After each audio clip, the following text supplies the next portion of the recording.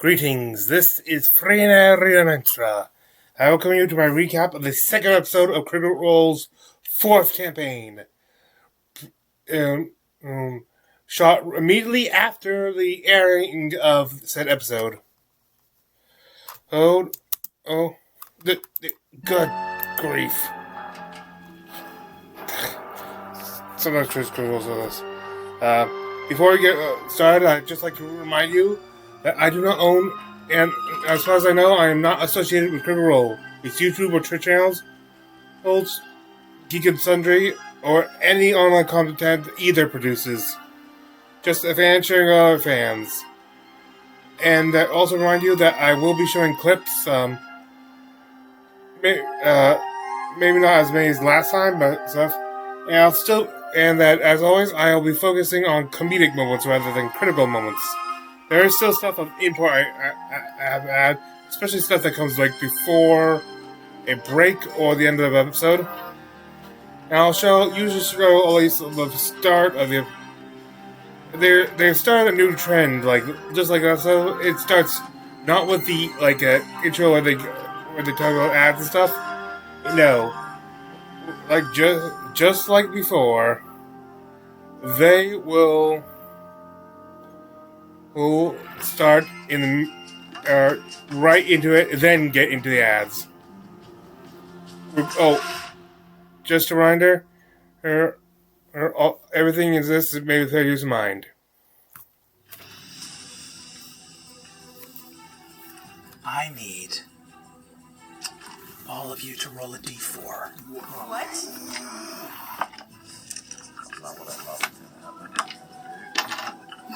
What do we get? 4. 4? 2. 2. 4. I'm going to need Azune and Cadigan to each give me a death saving throw. Overhead, arrows fly through the sky.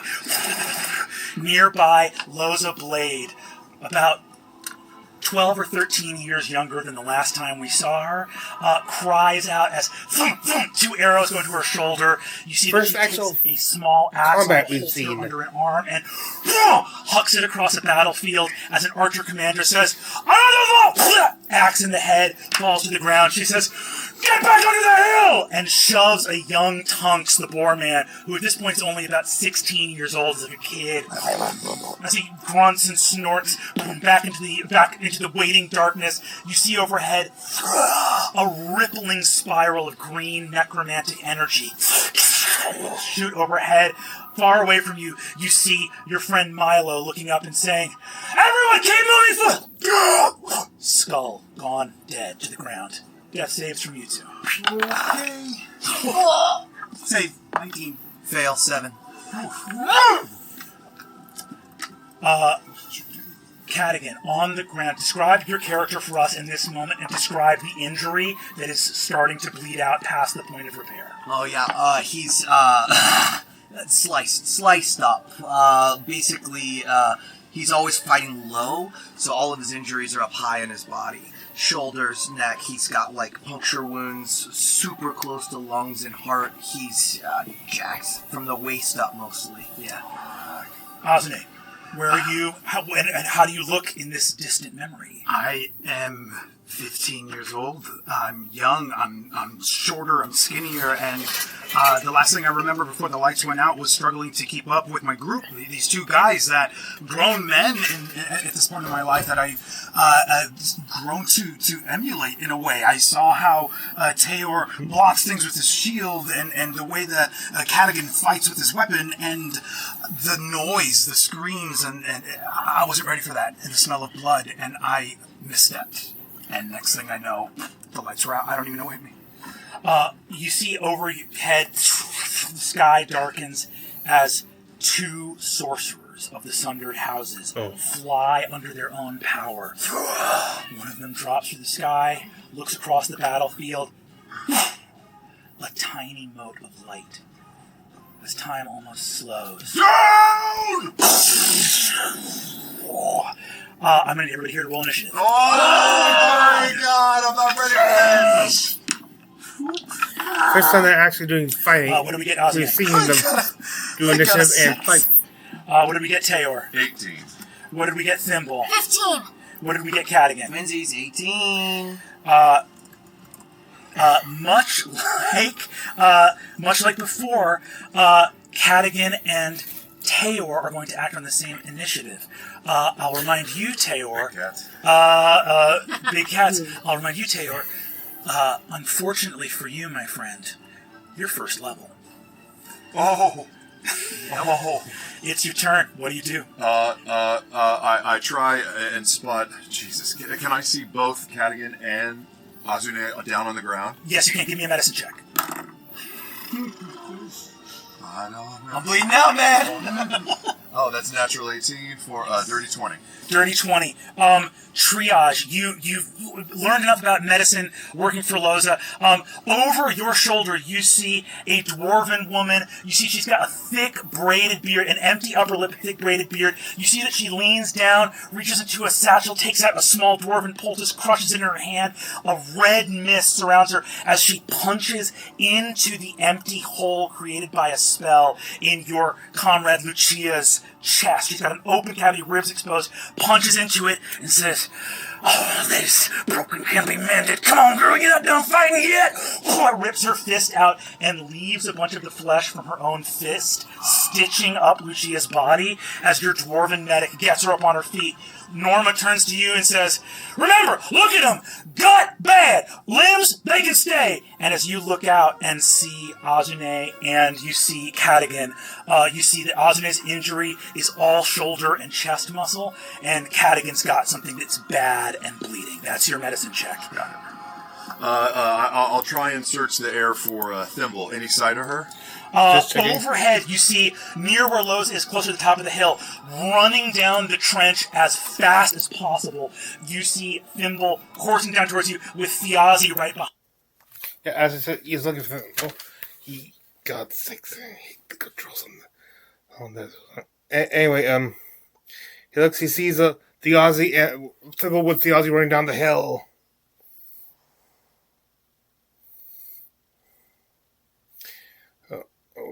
The Aussie is, well, she's like, the Aussie is carrying a bundle of, I think they said was wands.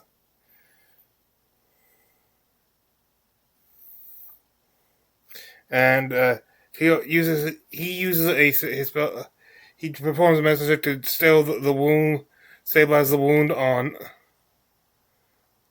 I guess it'd be a Cadigan.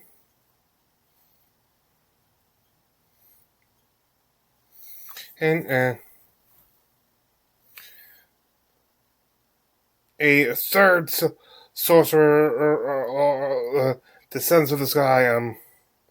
There are runes glowing around Lauren. A drake is summoned.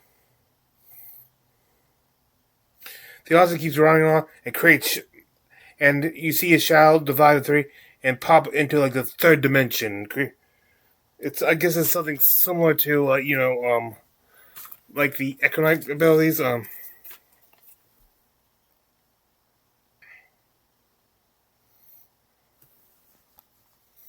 I think it's an actual spell in this case.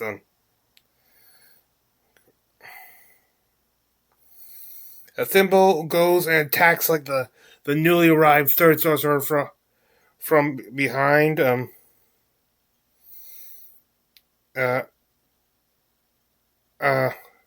This sorcerer from House Corberry.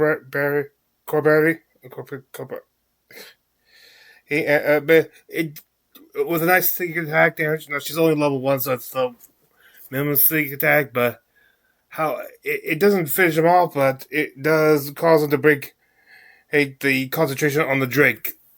So that is now gone. Azun manages to stabilize.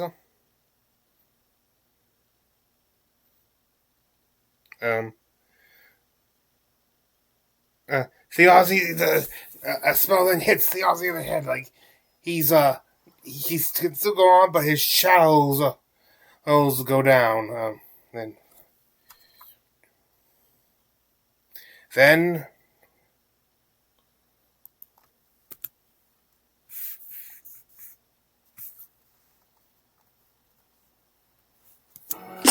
Thiazi is hit in the side and scatters. His shadows all vanish as he hits the ground.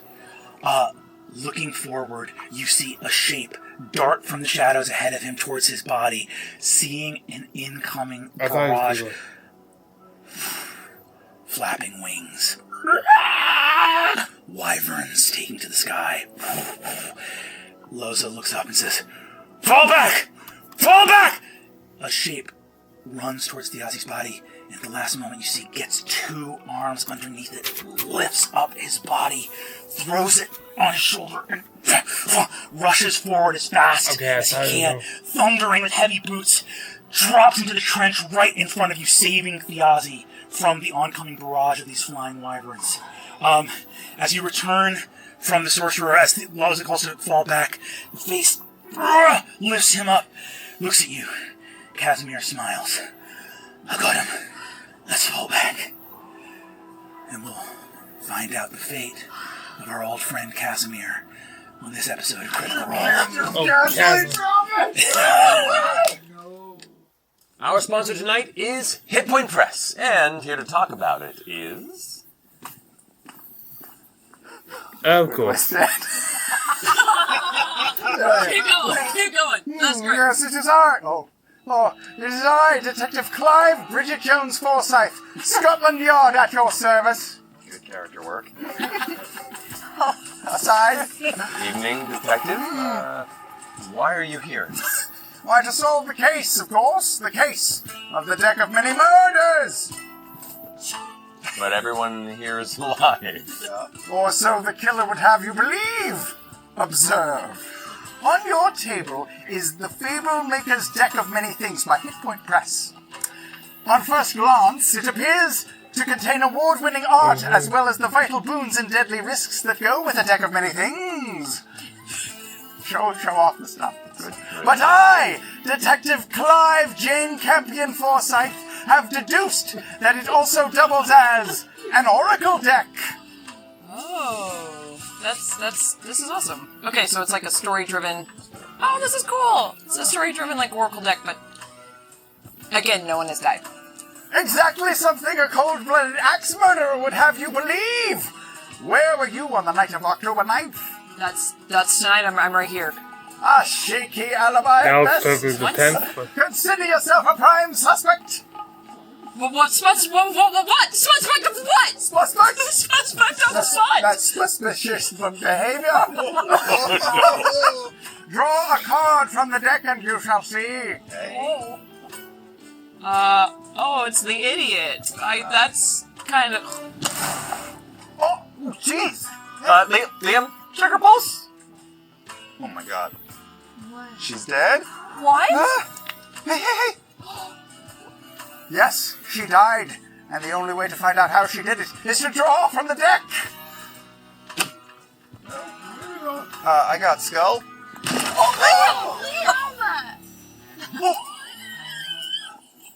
Liam. Wait. Maybe if I draw a card, I can revive him. An excellent conclusion. I got the gem card. Oh, no. Well, le jeu sont faits. I, Detective Clive Mr. Bean Forsyth, have solved the case, my dear audience, as the murderer was me! And the shocking. crime was how criminally low prices are during Hit Point Press's spooky season sale. For a limited time, use code CRITTER for 30% off store-wide on the Fable Maker's Deck of Many Things and other witchy items from tarot decks, spell cards, book, dice, minis, and more at hitpointpress.com/critter. Oh, that reminds me. Matt is dead. So, back to you. I'm not sure if it's just beer or something, but the Let's see. but the thing I think it only does. Smash your head into the table. Oh my! Yeah, you can see where he landed. My Yeah, head you is can see it. so hard. It's totally Right. fine. Why did you turn into Adam Sandler at the end? I was just gonna say that! And French. Yes! My accent work was Sloppy Joe. Sloppy Joe! So good. Ironic that we went right in from like. Wait, do we keep going? We keep going. still right, in it. Something's never changed. So earlier this week, we had our New York live show with Ford which and I couldn't Jester's see. wedding. But if you missed it, our partner Fathom Entertainment is bringing it to movie theaters across the United States and Canada for one night only on October 15th at 7 p.m. local time. Tickets are available for purchase at Fathom Events. Nope. FathomEntertainment.com/Critical Role. We're sticking with it, baby. Matt. Thank you, Marisha. We also have a Kickstarter going on right now for the Daggerheart Class Packs. A new entry point to the game for some, or a chance to get a second set of cards for your Oops All Seraphs party, or Oops All Wizards, or Oops All anything, really. But these packs of cards hold anything an individual player needs to play their class, from level 1 all the way to level 10. It includes Ancestry cards, Community cards, Subclass cards, and all the cards from the two domains that combine to create each unique class. So check it out now at bit.ly/DH Class Packs, and I can't wait for you to check it out. You're up. Guess what? In honor of Ford and Jester. Ow! I hit my elbow. We made some Sherpa fleece jackets. Oh. You're looking here. This is the Ford one, Oh. and this is the Jester. Shut up. Wait, are they reversible? No, but they just got really soft, fabulous lining. Both of them. Check it out. It's got like Wait, no, give me that Ford. They're so cute. These are so Ashley Johnson. I know, aren't they? They're so super cute. So anyway, we made the Jester one, and we liked it so much, we're like, we have to make a Ford one too. So there's that. You mean the Ford one wasn't Give me part a of the break. original? The Ford one was not the OG. The Jester was the OG. There's a tiny bee on it. But wait, does that one, it has like an He's a anchor? little wild mother. Or wild You're my but- baby. Actually, it's not wild mother. It's an anchor with the wild mother floor. a wild anchor. God sakes. 1 second. It's where the... Okay. Not very much after that, so,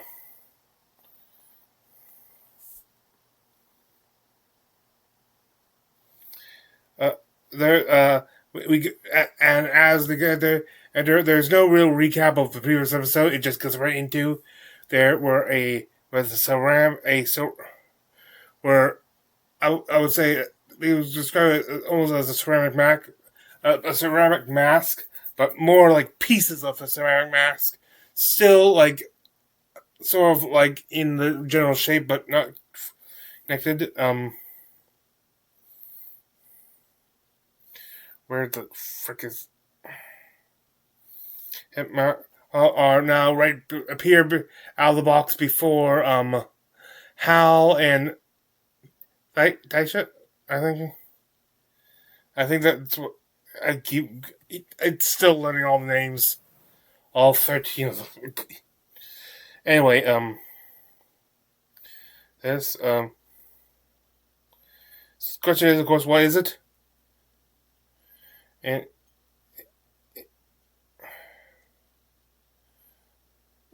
they were supposed to pass this box, the entire box. It's a rather large box, like with this came out to Bolair.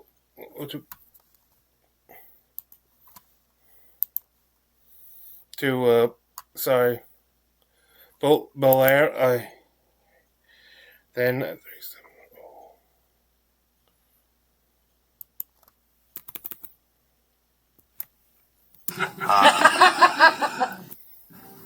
I reach forward with one and just like nudge two pieces together.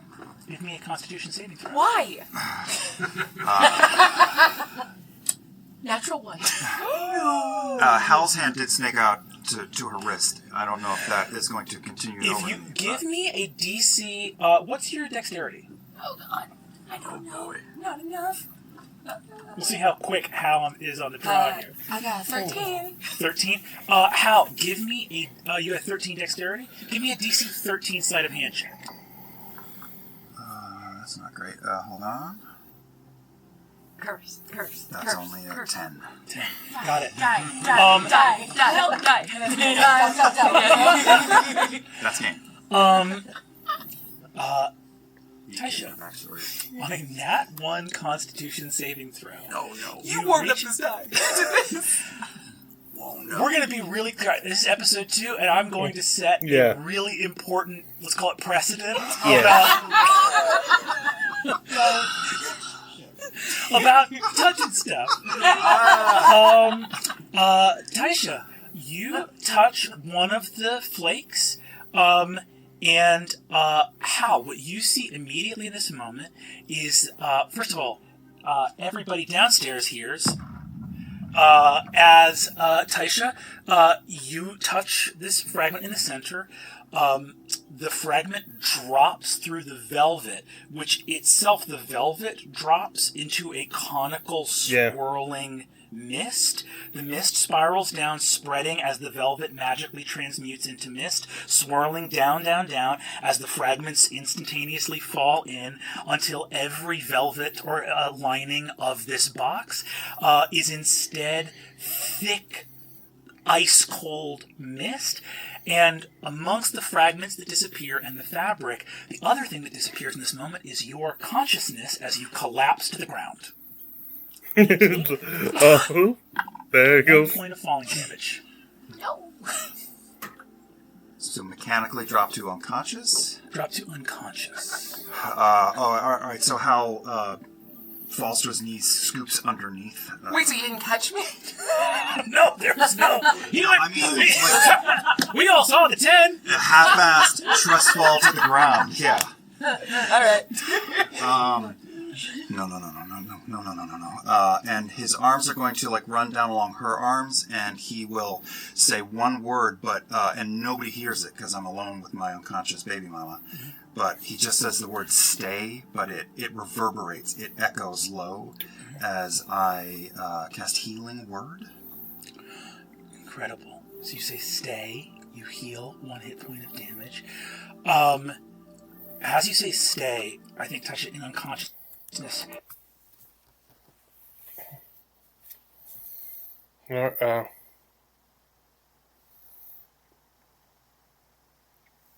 He sees in her eyes that her pupils seem to look like they're made of mist, like still in the eye and stuff, but it's not. They're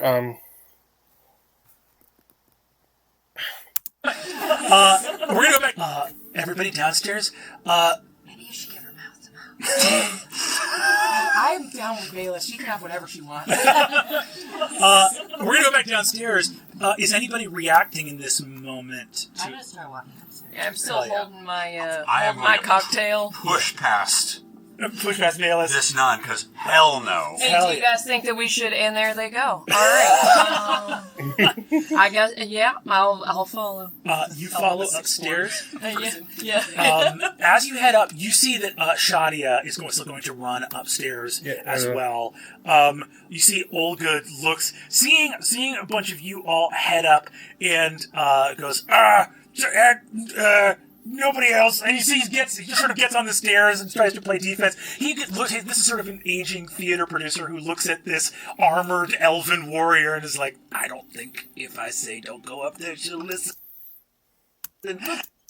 But yeah, who doesn't go up there is Julian, who stays down with what's her name?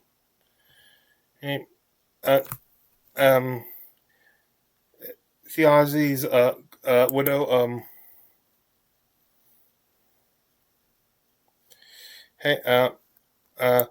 And who seeing this comments 24.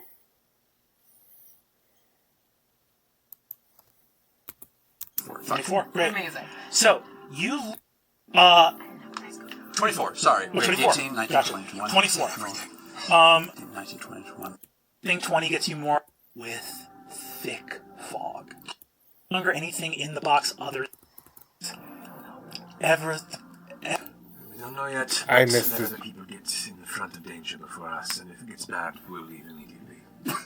She looks up and goes, ever valorous, Sir Julian. That's yeah.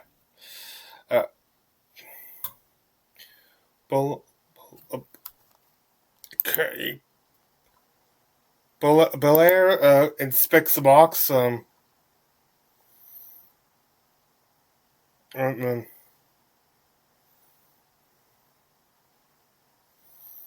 the writings on this are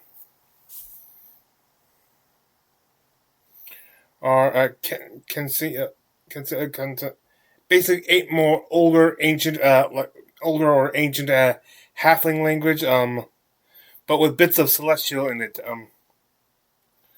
and you can see a reference to Obsidia, which because of this we actually through Boaz's knowledge know that before the Shaper Wars it was solely was the name for the Veil of the Underworld, which was like where people waited before they went to wherever like afterlife the Shaper was. How it expanded after but expanded with the death of the Shapers, because then their individual afterlives or their final resting places for their worship. There, well, they're not. So some believe them to have been destroyed. Others say they are still exist, but just lost. They are being untethered. However, they do know this based on the box and stuff that this was not a relic of the Shaper. This is far newer. They don't actually explain what the constitutes newer in this case, but it's not like some ancient or even that older relic. They realized based on the size of this was in fact a halfling coffin. And Tasha, what was it? Can hear the off like distance heard of a nightingale, which is not a native bird, so it's weird that she she only knows it by instinct. Tasha explains what happened.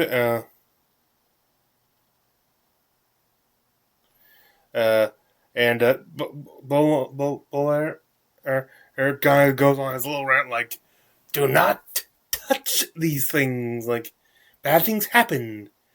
Last time I touched something, this happens." And points to his face, which has this permanent mask on it. He said, most of the people can't tell you how many injuries has happened at his the pentagonal or I think that's what it's called. Well, were caused by people touching things they shouldn't.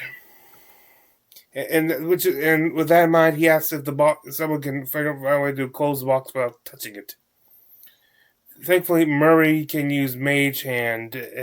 He uses Mage Hands to shut it, which even like just after the atmosphere starts to clear around the area, like the actual feel around there. Shadi is worried about her mother, Taisha, but she's also mad with her because she just admitted that, she touched something she probably shouldn't have. So,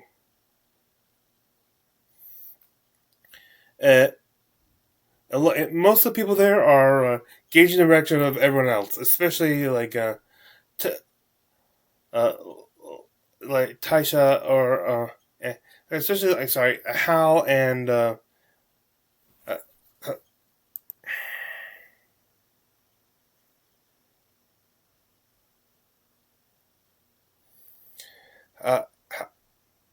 Holiday and Velas. Liam and Ashley's characters.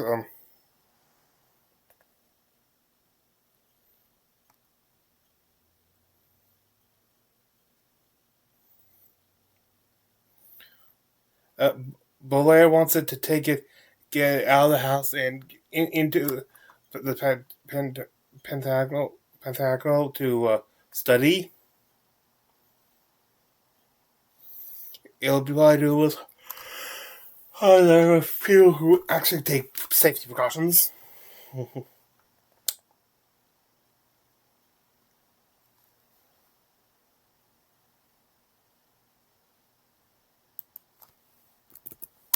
By the time you got up There's here, no there visible was no mask. mess. Okay, got it. I broke my chair. I'm so excited. Oh. Works. There was no mask. There was no mask. The mask was Okay. gone. So we just saw the box. I am going to kind of whisper to Valus before we go out. Look, do me a favor. Please try not to murder this family. They've been through enough. They don't need you going on a rampage. To this, she also offers help. Like, I'll help you find it. How? Well, and which Vale agrees for. Does accept her assistance. Says she will accept her assistance.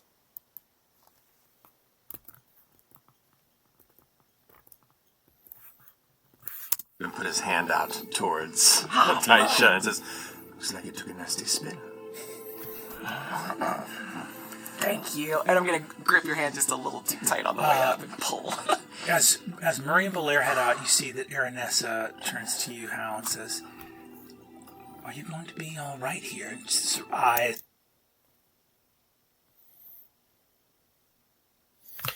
Which, of course, he says he should be okay there. So Julian prepares to take Arnessa away. Murray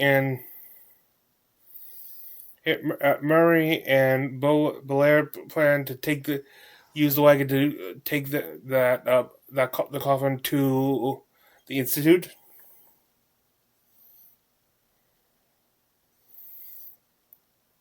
And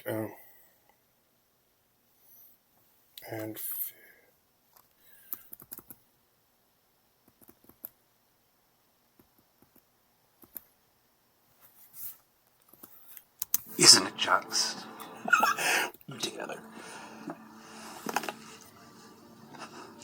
Charming night. Isn't it just? We see another carriage pulling away from the funeral. As Julian, you get into the back of the carriage with the lady Aranessa, who looks in and says, "That dwarven woman with gemstone teeth." She is a lot. You're not wrong. Well, she was absolutely right. Thiazi would have loved all this crazy shit happening at his funeral. Seems like even in death, these machinations linger. yeah. I don't trust what's happening in that house. No, I suppose I don't either, but I don't know if I trust what's happening in ours either. General Raymond, I believe, should be waiting for us back at the manor. Wonderful. It'd be good to see your father again. It's been a while. Sure. Look at Were that, you able like. to pay your respects? Yes. His demeanor is definitely darkened. The mention of his father, and he just kind of looks out the window at the carriage with his hand on the hilt of his sword and his jaw. Yeah. Members of the troop, it's all good. There's a much older woman here. Members of the troop. Yeah, I think Hal. I don't know who would still be. Basically, who would still be here to help clean up at the end? Shadia, all good. The members of the troop. Yeah, I think if you're looking at members of the troop, it's all good. There's a much older woman here. Nevada, who's helping, looking at her and saying, like, "An absolutely darling time that you all had here. It's been so tragic, I think theater is at its best when she's got these sort of, like, hair tied up in this gorgeous to-do. She's, like, it's all black, but it's a lot of frills and puffed shoulders. And she just goes, "I've always thought that the theatre was at its best when there was a scotch of a criminal element, and to think that the Aussie won't be around anymore. Let me help with these platters. Goes to sort of gather them up. Well, we are 1 inch removed from my brother's world. Valus, who's still here, with just the closest people to the family still here and trickling out. Yeah, there. He then goes into his daughter Hiro and asks her to get a lyre. He also grabs her, and they have a nice little duet. He's playing on her. And they both playing what's called Broken Wing, which is a song from the Falconers Rebellion.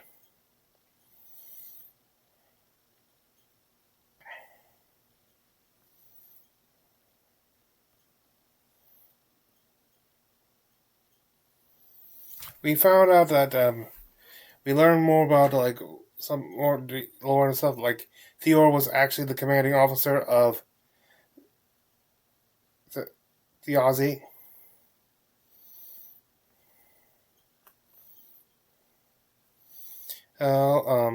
We get as we also go. Hal uses a thaumaturgy to dim all the dim all the lights in the house except for the one right over Gazi's body.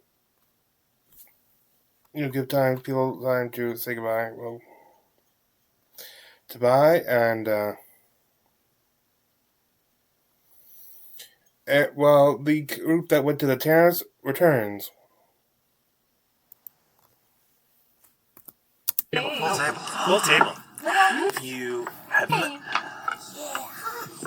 walking back from the Tanners.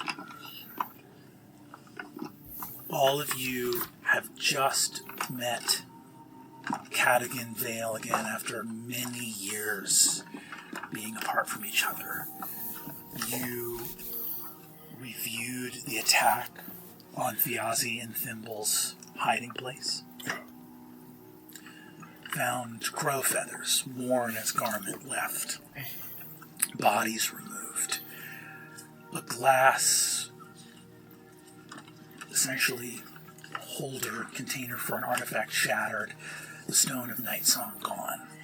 Thimble, you have with you a letter about slightly larger than your body, with you with the name Bolaire on it. As you return to the rookery, Thimble, you've been to Hal's home many times, but you will be the last guest to arrive at Thiazi's funeral.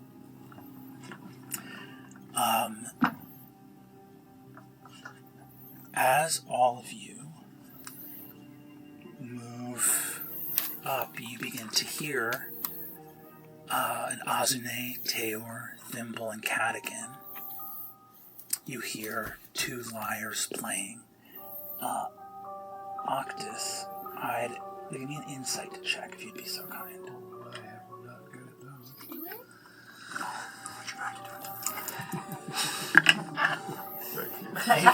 8. Octus, you are unable to read the cause of the shift that happens now. As all of your companions, all of whom fought in the Falconers' Rebellion, hear this song and know what it means as they approach Hal's home at the top of the rookery.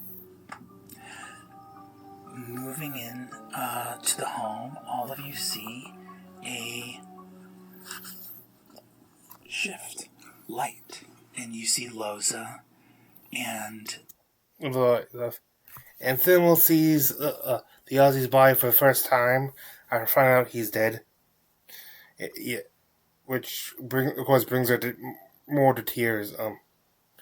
He apologizes for not being able to save him. And then Thimble and Valus come in front of each other like she knows that you did this, didn't you? because I think she realizes that one of the things, major things missing is stuff which belongs to people, so she figures she must have something to do with that. They'll confront him for, of course, stealing for the first place. As all this, and now it's going which symbol says, which of course was a what do you mean it's gone from Valus.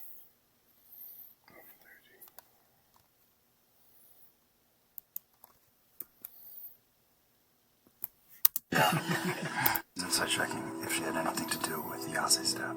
Go for it.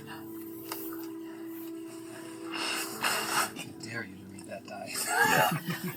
I couldn't tell. I can't. I'm sorry I made fun of you for your dice all these years. Oh, no, you can't read. Vicious full It's just Okay, I have more I can't read. Give it time. Just 1,400 years. It's hard to say, but I think in this moment, it occurs to you, Taisha,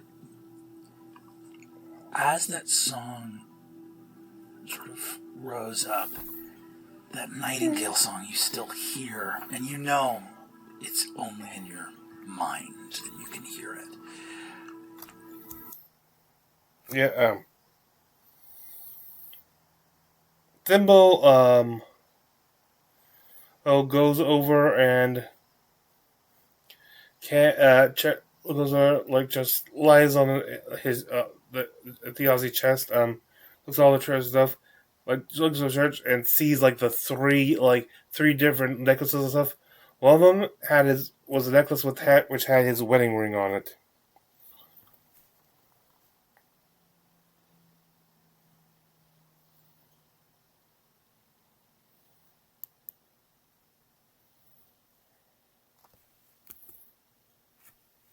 They're looking, saying, "I can't see you. You act."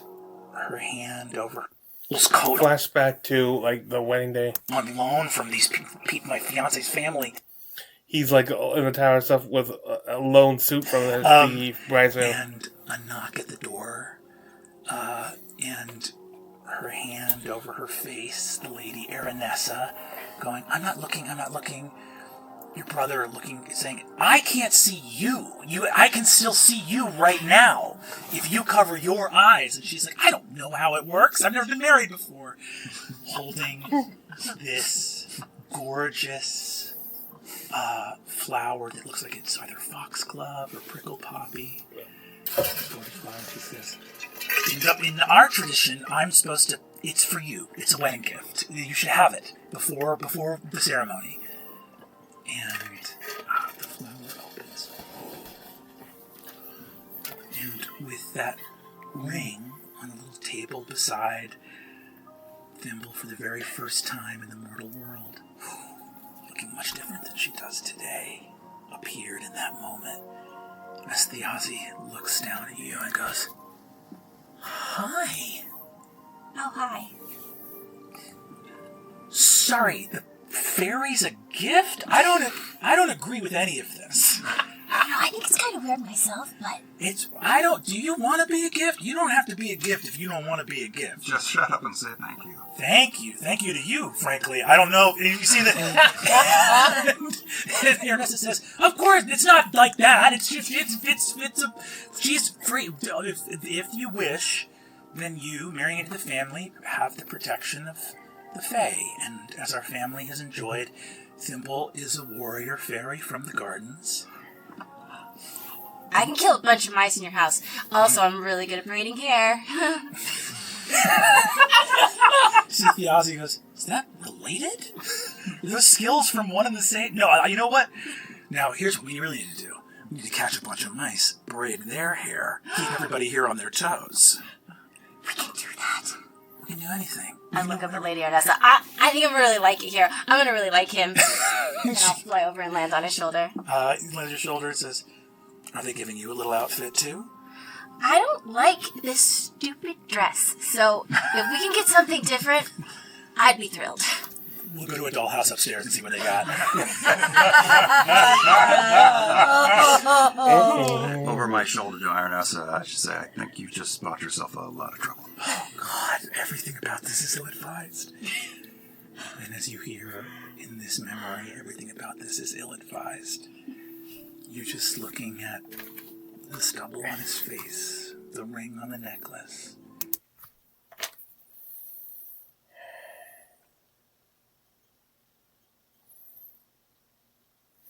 While Octus also walks up to the body too,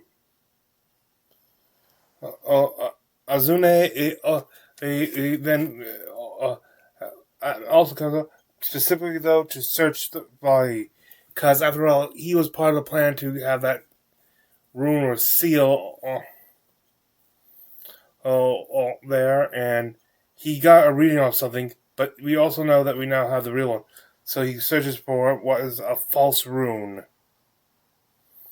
They find it it's on like carved or painted on a piece of cheap ceramic. And he compares this false rune with the real one Thimble made.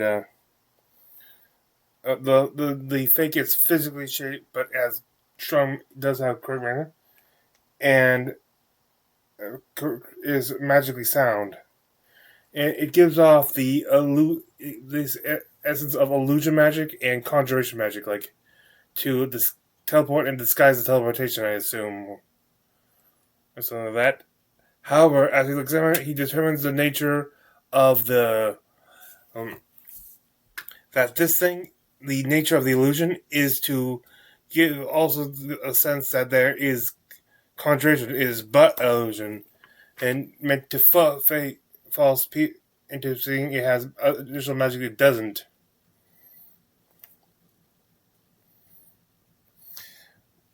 One thing comes to certain though, but not only was their hideout attacked and right before this is made, but someone knew enough about their plan to make a duplicate, a fake, so someone has betrayed them.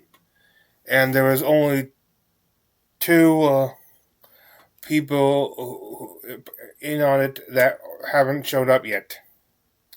Sid,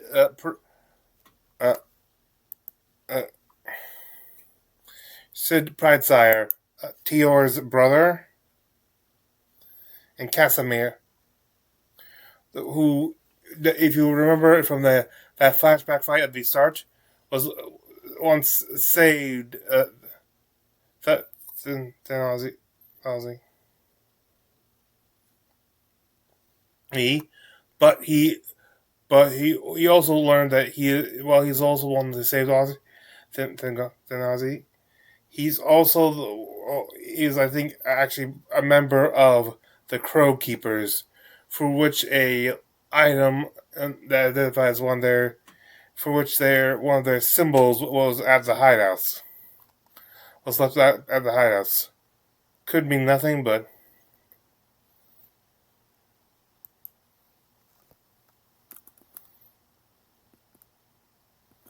flicking pieces to Wolfric, his wolf in the corner. Sort of made his way over to a chair, and he's just scrounged up the last bit of meats, and he's sitting there eating meat, watching this drama unfold, slowly flicking pieces to Wolfric, his wolf in the corner.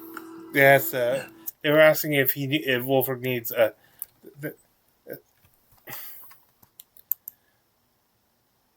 Taisha asked if Wolfric needs water. So no, he's all right. He gets his own water. What do you... And I want to just look at the wolf. Oh, okay. Is this just like a normal... He knows that it is it has adornments on it. He puts out the empty quiver on the back, the armor on it. But specifically that on one of his forward front legs, I think the right one, they said.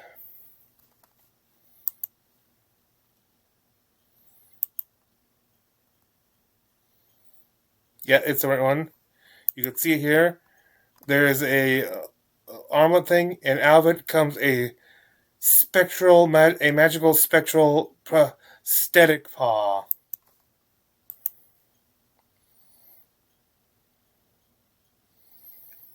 and she's kind of interested to see if he needs anything. So I should cast Speak with Animals.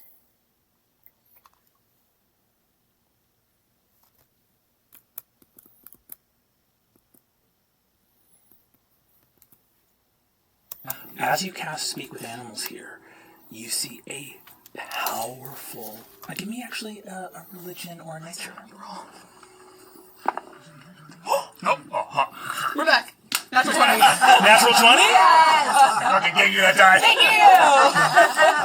As you attempt to speak with this animal, a potent magical bond between Cadigan and Wulfric. I'll put this one in at 20. If you attempt to speak with Wulfric in this moment, it'll be the second potent magical thing you have touched this evening. God damn it. He's already been warned. In character and out of character. It's literally just a... You good? You want... And of course, I think Speak with Animals, you're also... I think you cast Speak with Animals on yourself, correct? Yeah. So, I think that, as you say, are you good? I think that Wulfric just looks back to you and keeps the counsel of his constant companion. Not in a disrespectful way, but in a way that is like, I don't know, that you're like, Wulfric may not be wild in the ways that a typical animal that you would speak to would be. There is something that he is within that is potent and magical. I just want to, sniff out the bond between the two of you. Because I spend time with Octus, and I know the bond between him and Pin. This is something very different. And she'll just linger in the connection of it. And then just the last thing before she shuts it off is just, if you need something, don't go in the kitchen. We've already done that. The demon did that earlier. Why am I telling you? I'm gonna stop. And I just shut it off. You said my brother's name, Sid, was working with you. Yeah, he asked that, and he inquires into how long Sid was working with him. But ever since Ozzy was captured, a couple weeks back.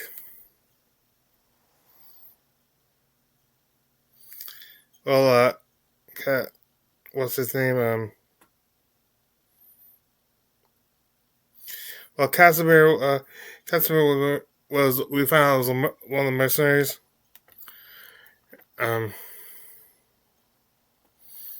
Who he saved, as we said, he saved his life before, but it's also known that he had a problem with looting. There's another amount of looting for the amount of corpses, but he was taking things that are usually all considered off limits.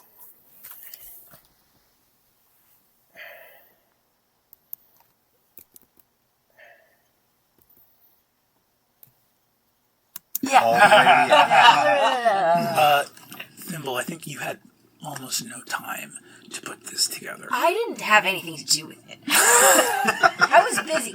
Sorry, wait. This is a wild change of story. But I would have known when Sid came on board, right? Yeah. I think, Thimble, Casimir's the one that I feel the least sure about out of all of this. Sid was way closer to Thiazi than Casimir was. The reason you had to use Casimir is that Casimir is a smuggler. So he had he could get a wagon with a trick compartment. He could get you something on a road out. The plan was you get the glyph to Thiazi. Thiazi has a way to basically misty step through the wall into the hidden compartment of the wagon. Casimir was not going to be able to show up with the wagon, but Sid worked as a driver. That was his as a coach wagon driver. So it was going to get the wagon into position where it would be within that short distance through the wall. Drive on out of there, and Octus and Taisha were going to not be anywhere near the execution because they're highly visible. Taisha's a member of the Circle of Ancients, Octus is a member of the House of Taconis, but that would be an asset getting out of the city if you weren't near the execution anymore. Did anyone check on the wagon? We never saw it. The wagon never arrived. The wagon wasn't there, you're sure? Sid was never there.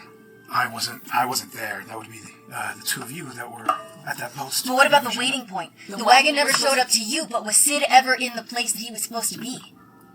Don't know. We were supposed to stay far enough away. Yes. Hazane, you would know that there would have been Revolutionary Guard within sight of that area of the wall. You can potentially check in with your fellow, like, arcane marshals or guard members. Yes. It's in the middle of the night right now, but tomorrow you'd be able to say, did anybody see a wagon pull up to this point? As that light bulb goes off, I'll turn to Teor. I can check in with the arcane marshals. I know people that had eyes where we expected Sid to be. If you have another way, another lead to follow to search for your brother tonight, I will go with you. But if you don't, then we can wait until tomorrow morning when I can speak to someone that can give us some information. And I should check in the Thieves Guild, see if Casimir... Yeah. Let's check it in, They will do ask, once again, ask here if he has any leads on his brother.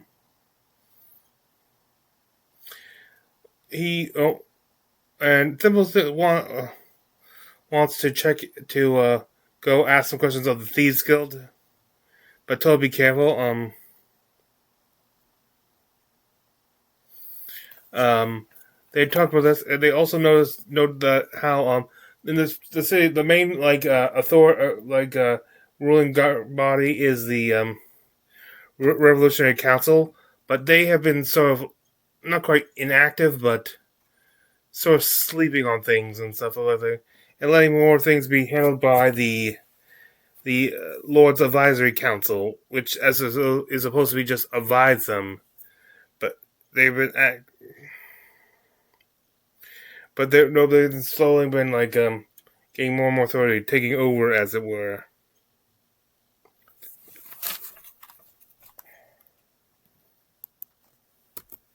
Like a whole crow. Just make sure you don't go alone. Do the crow keepers, wear... wear feathers? Do they do, a whole crow fucking thing? Yeah. Are they That's birds? I don't. Are they just birds? They do a bunch of bird-themed performance art. Go ahead and give me... Steal your shit! bird solves crimes. Do me a favor. You can give me either insight or history. And you can do it with advantage, because this is about your, criminal network in the city. Let's go. Alright. So let me double check what my history is. 17. I didn't do history, I did investigation. My history is shit. Gotcha, that's great. Yeah, you've been living in the city for years. Where you would probably want to head to... I think that the Crow Keepers are all over. They are the oldest thieves. Yeah, they're talking. Yeah, they're the most established, the oldest. I think that also makes them sort of one of the less dangerous ones, because the more outright violent usually gets. They usually don't last long. They get too much attention on themselves, and are dealt with.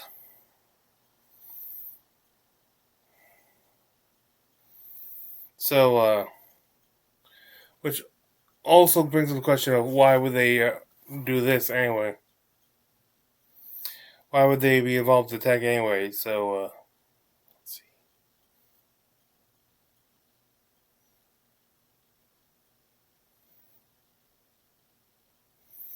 Yeah, we learn more stuff. We do learn more about the workings of the revolution. More about the Revolutionary Council held in the what was known as the Grey Tower. Velas probably introduces herself to those who have just arrived and summarizes what has happened since they left. Though Thimble is still very suspicious of her, asking how did she find them? She said she wasn't looking for them. She was looking for the Gazi, but when she got here, she found he was dead. So she, of course, came to the funeral to ask more questions.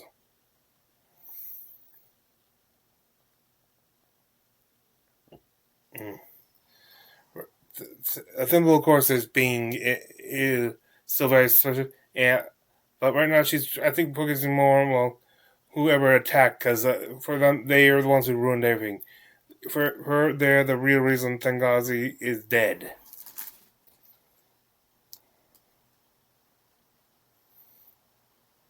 Yeah.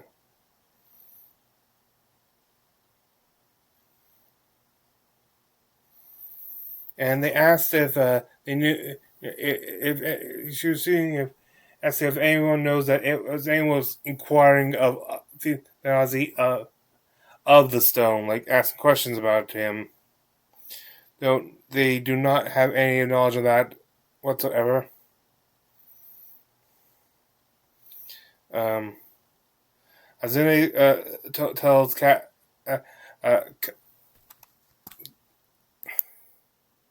Cadigan that he wants to talk later.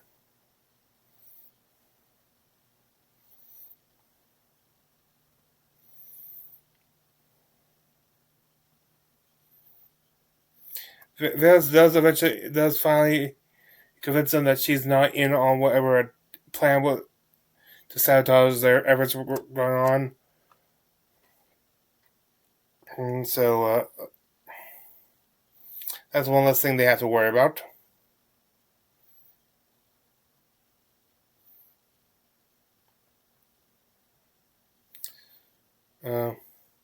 She's telling Thimble this.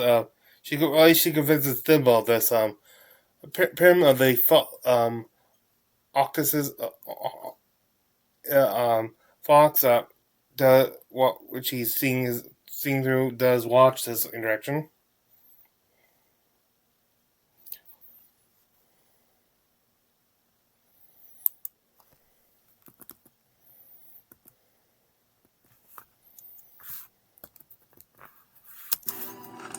I have free will.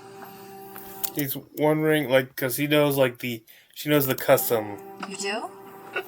Yeah, what do you think? I fly up. You're an elf. Yes. What? You know our history. We do. Better than me, probably. Ooh. Yes, he was great. I think I'm pretty long episode. He didn't keep me. He was my partner. We were equals. Can you believe that? Equals.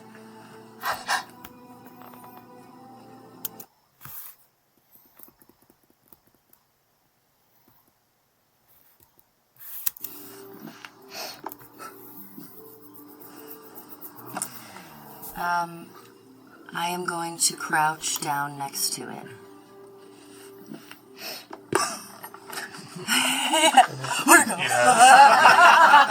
Now that you've crouched down next to this fox, you see that its front right leg is of a red fox, but most of it is an Arctic fox. And it's got little patches. One of its ears is from a red fox. It's mixed of different pieces of foxes, but its eyes are two purple buttons. And it has a purple scarf around its neck. But it's looking at you. You can tell it sees you, but its eyes aren't real. What a beautiful creature. We move from upstairs. Look downstairs, Lowe's. You see Hal. It's getting about time for the night to be called. You see it just with the fellow members of the former members of the Torn Banner, Cadigan.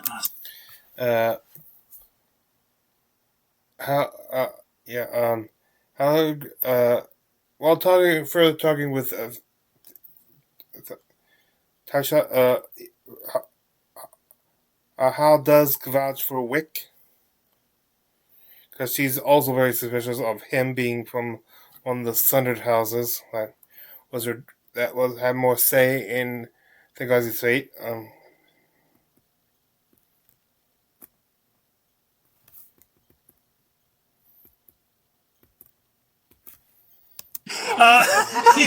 Belle Dame of the theater is like, I always find it distasteful when a gentleman doesn't help when there's cleaning going on. Just pitch back. You see, you can tell he's a noble. He's not lifting a finger. You see, Loza looks back over at Cadigan specifically and goes, "You been all right?" Wow. Yeah, I've been just peachy. How about you? Look a little worse for wear these days. Everyone says that to you. Maybe take the note. Now, I can't discipline her, alright? Her family built the swords that killed the god of war. You, on the other hand, I will smack at a funeral, no questions asked. I know. Interesting bit of hole there, and along with humor. I heard it, I just took an opening. You see, I think it was the older orc woman NPC, Lorenza Blade, does give Azun the banner that they used to have as part of the Falconers Rebellion.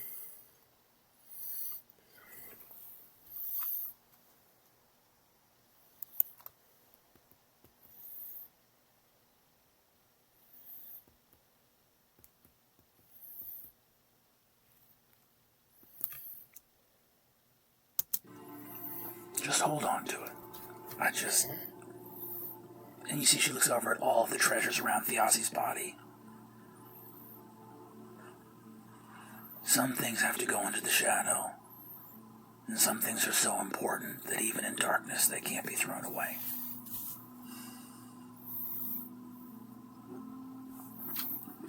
Thank you for everything. I hope the vines of the West repel you with their calm and their peace. I think I'm gonna go fucking crazy.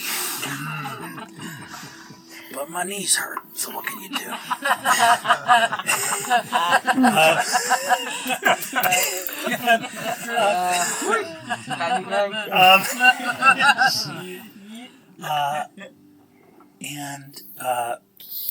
I think as you depart, I think we'll say goodbye to our funeral here and move to the next day, if that's okay. As Bayless leaves, I know it's cold comfort in light of you looking for your special rock, but please take some of these pastries. I really have way too many, and we're not going to eat them all. I've learned for all of the years that I've been alive that sugar is very bad for you. What? Are you immortal? I insist. Sort of. Also, And, where are you going? Do you need a place to stay? I don't have to stay here. I've got you. Take the pastries, and I got you. And I'm not offering. And if you bring that level of threat into my house near my family again, I promise you, you will live to regret it. Good night. Let's shake on it. I put a whole tray of pastries.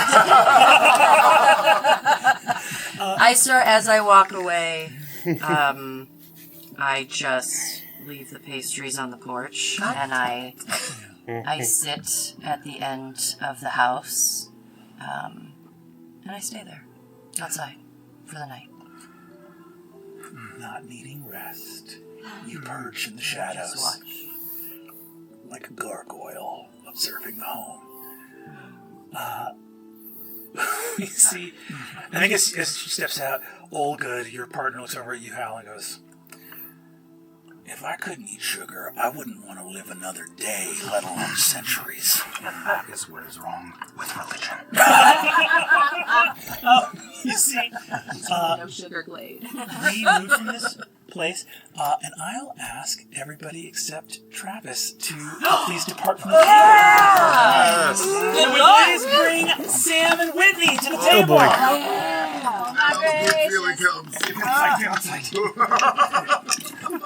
If you feel a vibe, go with it. See what happens. Feel a tickle, that's me. It's him. Hi, honey. Hey. Oh, the taking of ringing stuff. I know. I know. Bust your own tables, folks. I can't fit. This is gonna make me call my dice collection. This is gonna be cool. Liar. Oh wait. In the high western ward of the city of Dolmakyar, in the neighborhood of Mirzash, the Via Aurora, the home of the Candescent Creed, the House of Halavar, is built here in this gorgeous place. Sam, let me ask you if you have any thoughts about how your family would appoint their beautiful home here in the great city of Dolmakyar. Had not thought of that, but let's just say that everything is made of white stone or off-white stone. Built tall with maybe a central tower or something that has sort of glass, sort of prismatic top to it, and on top of it is the symbol of the Candescent Creed, which is sort of like a C shape with rays of the sun coming out of it. Some security around the perimeter of the Via Aurora, but not like heavily super armed guards. They are serene looking with teal robes, and they don't want to be scary. Gorgeous. Walking through a palatial set of windows, one of those exterior, almost like Versailles hallways, where it's just enormous window, the very tops of which have in gold stained glass the Candescent symbol, and then panes of sheer glass. You can see that the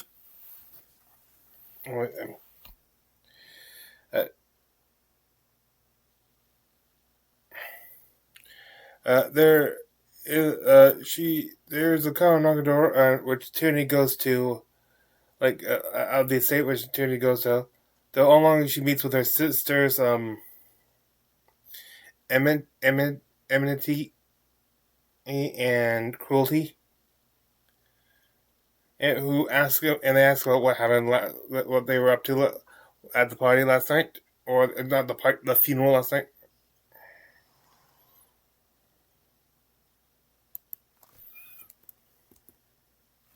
Yeah, how'd it go last night? I heard you had to deliver a sword. My sister. Hi. Ever bright, ever light. Sure. It went okay. Yeah, we gave the sword. Yeah. Oh, good. I'm glad you gave it. It's so good for the Lord Wickander to show up at the funeral of someone we just executed. I'm sure it sends a clear message about where our values are. Agony, where are you? And you see that your last sort of a small sister who... Yeah. Is very wavish, doesn't look that big. And you see that for being a demon, has spectacles on, and her white robes are much more monkish, sort of like hide her figure. And she goes, coming! She's got like bright blue skin. Goes, Gah! And just hits the deck. Goes, God! Ow! Hi, Agony. Hi. How you doing? You okay? Yeah, I'm okay. She gets up. I think I chipped a tooth. Enmity turns and says, the Lord Wickander, did he acquit himself honorably? She does give him a good review over there. Which is good because he's sort of like the face of the house, he's not so, but he's like their public face, like their poster boy.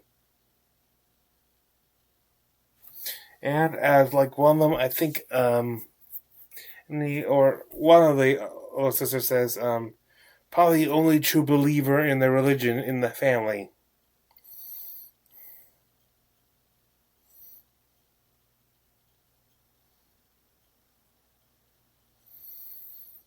And she told us that she went with them just to help out and help do they told him to remind her. They told Tierney to remember where she comes from. That she is right now a demon.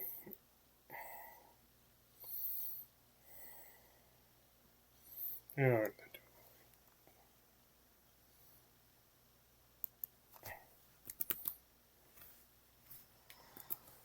I made a friend. Oh, good. We'll be able to use her to our ends, right? Oh, sorry. And he says, Agony, now, with me. Whips around and begins to leave his cruelty, sort of waves at you, and Agony trips on her robe, and clips against a sort of shelf, and just and then he swoops down with a massive clawed hand and just starts to drag Agony down the hallway. Gotta get her a helmet. So much. Proceeding down the hallway, you arrive at the front door. The door opens, revealing Taylor Pridesire. He arrives there to see Wick. She goes to get Wick, though, when he opens the door, he finds him a little disheveled and stuff. Like, I think one of the things I think his man said is that it'd be inside out or backwards, I forget. But yeah, didn't have a good night's rest. P-O-O. Yeah. Yes. All right. Well, thank you for that wisdom, your radiance. It's really good to see that you are still on the ball in terms of teaching me a lesson, and I have come to bring you a message. It's a really big guy that wants to see you. He's very furry, and he looks like he's got really big, strong hands. Oh, dear. Wait, is this the gentleman from last night? Yeah, Taylor? Taylor. Hey, listen, he wants to hear you out, and so I assume that you're going to say something. He's a big, strong fighter man, right? Yeah? What do I do with that? I think that you... Okay. I adjust his robes, and I say, okay, just take a breath, and know that this is a good thing, right? Because you went in basically to the lion's den, and everyone's really, really mad at you. And you managed to not get yourself or me killed, which I appreciate, and sort of just, communicate that this was not to your intention. And so I think that having an audience right now is a good thing. So just yes, know... he's probably come to make allyship with us, knowing the strength and the reputation of the Halavars. Yeah. He wants my assistance in something, or wants to offer his blade to us, and I will gladly accept it. I'll make him ask a few times. No. But yes, maybe we can find him something to do. I will say this, just always trying to be a guide to you. Into the lion's den might be offensive to his kind, so maybe just don't. I don't know how the people work. You're so correct for that. And I just wanted to say, before we go, the light is all illumination sparks of faith. I know. I'm glad that you're studying. There's something in here about. You both hear an enormous crash outside. Oh dear. We run out to find out what it is.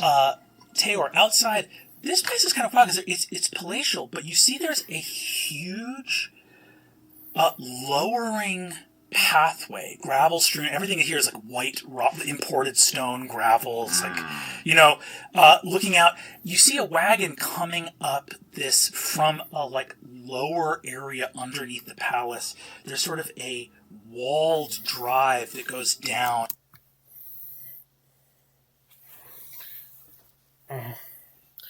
And as Theodore's way outside, he sees a wagon approach, but it has a symbol of the Halo of House Halavad, but it's an older symbol before they became the Creed.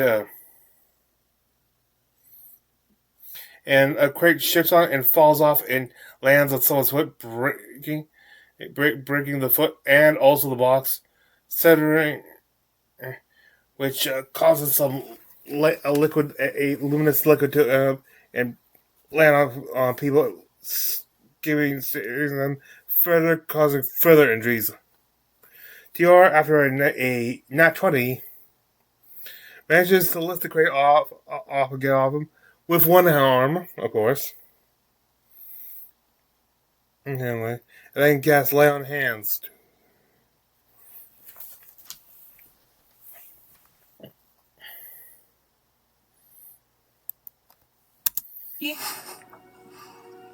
The cloudy city of Dolmakyar, momentarily there's a breakthrough, and the wagon and surrounding area, and Taylor in particular, are bathed in sunlight in this moment as you exit the courtyard.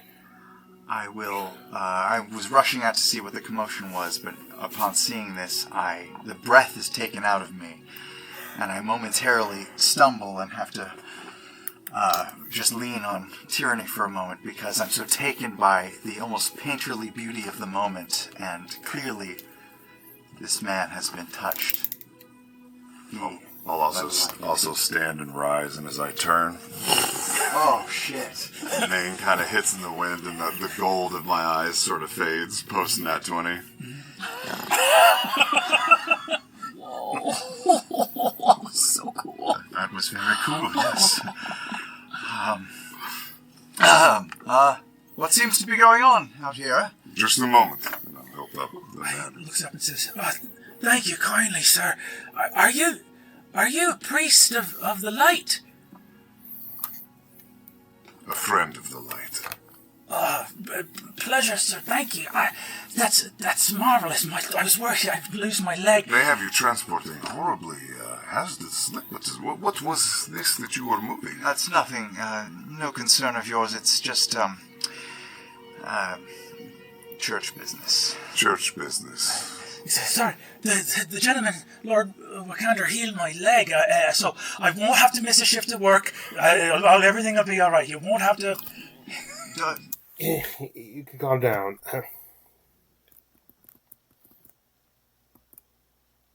He does not let go. Mine is like a raw cut of veal. Just sort of clammy and soft. They see one of his pinkies just flirting with the idea of dislocation, but just kind of keeping it there. Yes.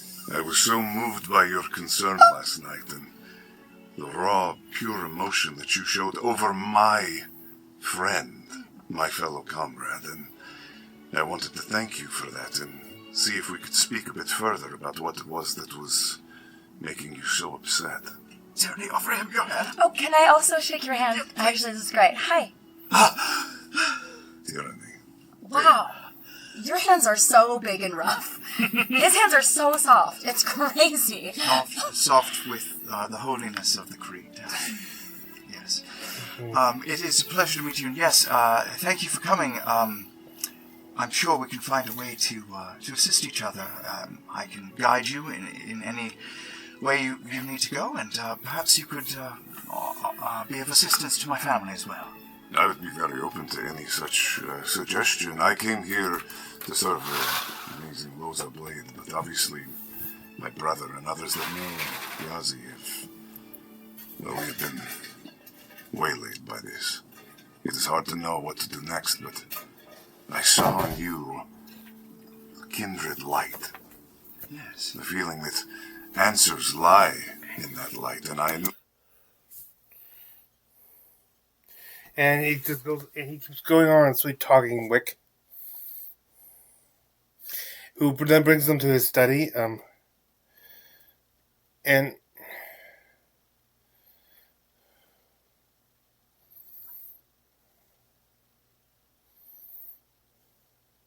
he asks if Wick knows of his brother Sid. He doesn't get a chance to answer as the Folktark answers.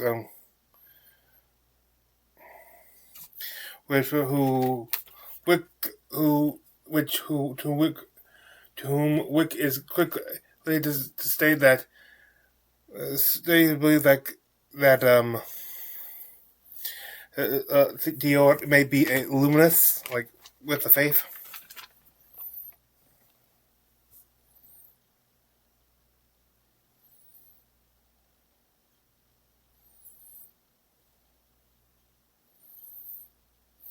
the Photarch asked to that Wick increase his own security, and which he once again says he's not comfortable with the idea, but he's starting to but started to think it might be appropriate. And with Tior asking to join his security, and Tior leaves, and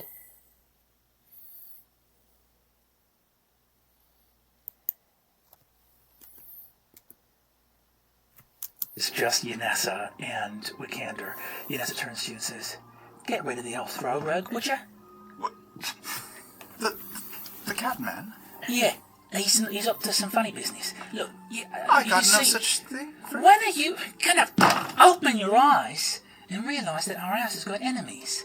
Loads of play with the commander of the Torn Banner. Yes, They was all years been ago. hanged as traitors. I thought that we had let bygones be bygones and were moving forward with friendship and... There are no bygones. There are never bygones. But everything is another drumbeat of a drum that's been ringing since the dawn of time. The Halavars were the house of priests, second only to the royal house of Obrademia. We were the golden crowned. And then the Shapers' War cast our homeland into eternal darkness, one after the other, where the gods fell, the Barodels rose. This world is half poisoned, wastelands, ruins, magic chaos, eternal night. That's the thanks for killing the gods. And you're gonna let one of those Torn Banner walk in here and what? Ask you about why Theozi Fang is dead? This whole plan has been a mistake. Now, I'm sorry. I'm sorry if I've done something wrong, but what plan are you talking about? I thought we were going to spare Theozi, to show our goodness to the people of this fine city, to earn some of the forgiveness that is baked into our 7 shining tenets. If forgiveness is one of them. I thought we were meant to forgive people like the Torn Banner and like Theozi. Why couldn't we have spared his life?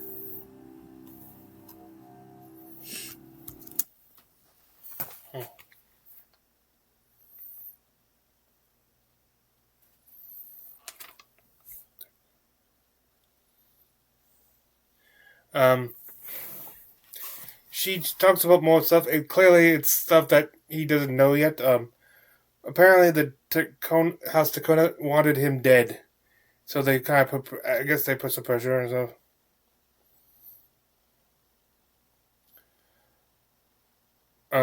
And apparently they kind of go because they're a bit threatened. Like Takonas, they are the House Takonas. They shouldn't be as powerful as they should be. A lot of the things should be done and stuff. Yet they still keep so much power. Clearly, there's stuff they're doing they're behind closed doors, or things like more covert things, that their house doesn't. That Wick and the Howard the Hulls, kid don't even know about.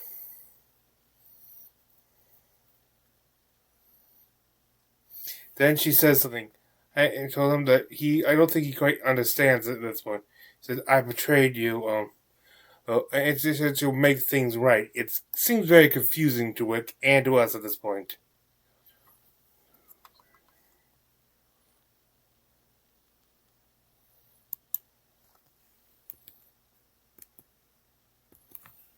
Time to set things right. Mm-hmm. Don't make any plans for tonight.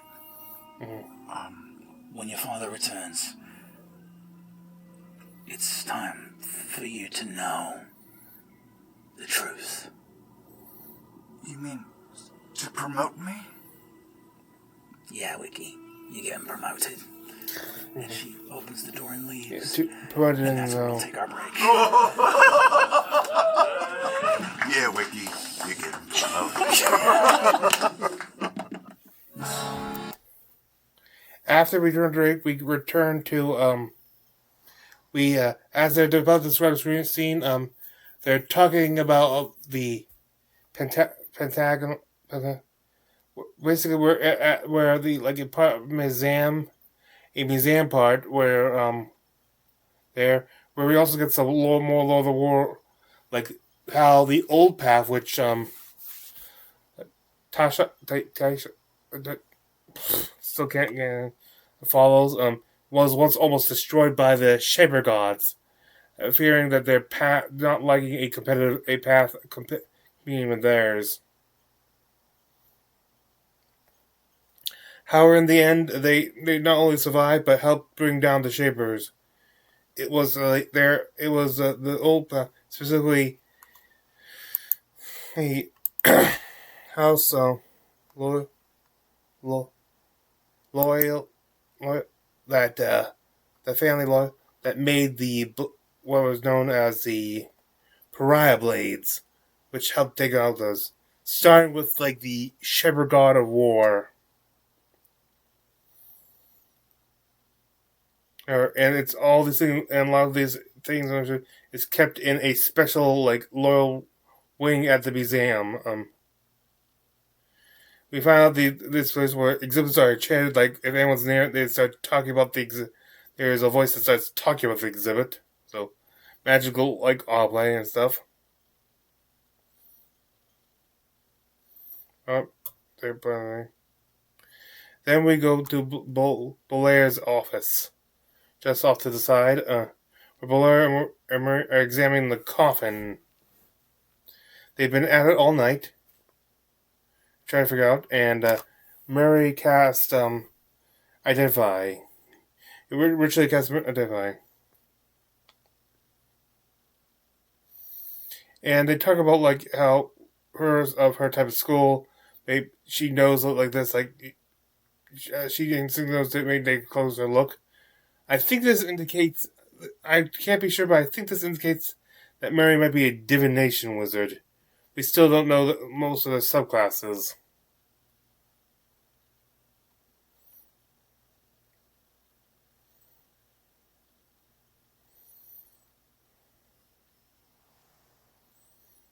And then,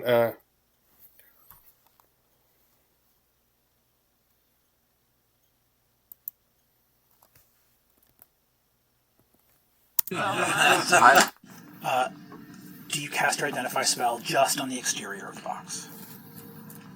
I hate you so much. like specifically, he's simply making something something before we do this that she will not notice. Yeah. I'm just going to drift into Says the... who? You will not notice Says this. who? Says me. I'm going to drift into the black box. Okay. Has anything changed? Is there a sign of anything changed? Just a risk. Just a hunch. Deterioration a little more rapid than... Okay. Yeah. Thank you. Moving through this space. We're gonna open the box. You gonna open the box? Well, we're gonna take a nice distance. I'm gonna mage hand. Yeah, we're... Open the box. Mage hand? Got all the windows open. As you open it, once again you see mist. And have more of an understanding of how to engage in this way, in this moment.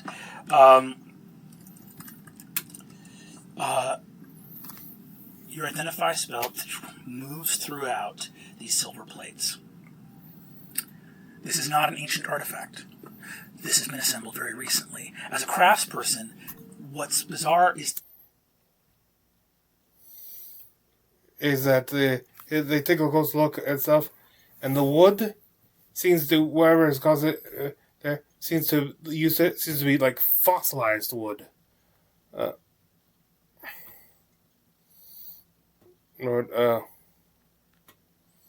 What's it called? Petrified, maybe even fossilized is not petrified wood. Specifically from the area where Soladre,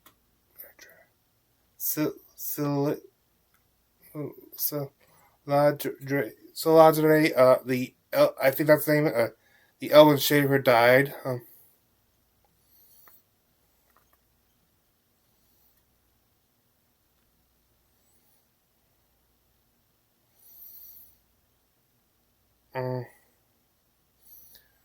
Alright,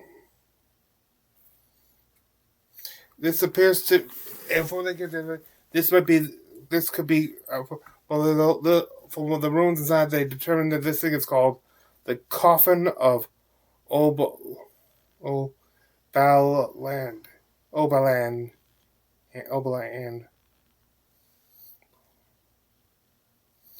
A celestial angel of death. Was sort of like a psychopomp to the halflings, the spirit of halflings.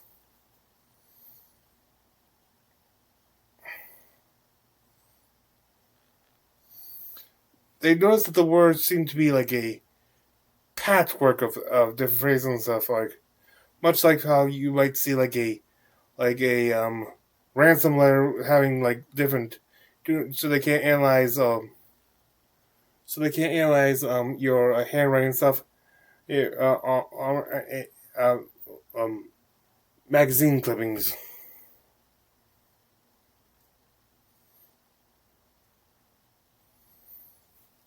We keep learning. We learn like as they're just certain things and stuff. We get more a little bit expedition into the world, like how while long ago the Shaper Wars created a lot of the races, but there was stuff that was here before the Shapers. The fairies and demons are all older than that, and also older than the Shaper God. Perhaps the older two were giants, though they're not there. They're gods. We also got another critical bit of information. Celestials, after the death of the Shapers, the Celestials of them went feral, attacking, lasting out anything. There are parts of the world that were made uninhabitable by their wrath.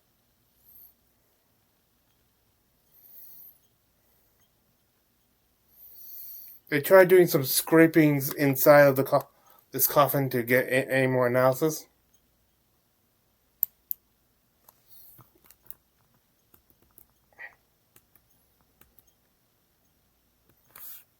Difficulty 10 dexterity saving throw. All right. I also will add, I'm not breathing. 15. You reach in with the tool and get to a point where you stop before you approach the mist any closer. The end of your tool has exited into the mist to the point where it should be pushing out the other side of the coffin, and it is not. Oh. Interesting. Oh, shit. I'm going to drop it. Yeah. How long do you wait to hear something before you give up? I'm patient. I'll give it 30 seconds.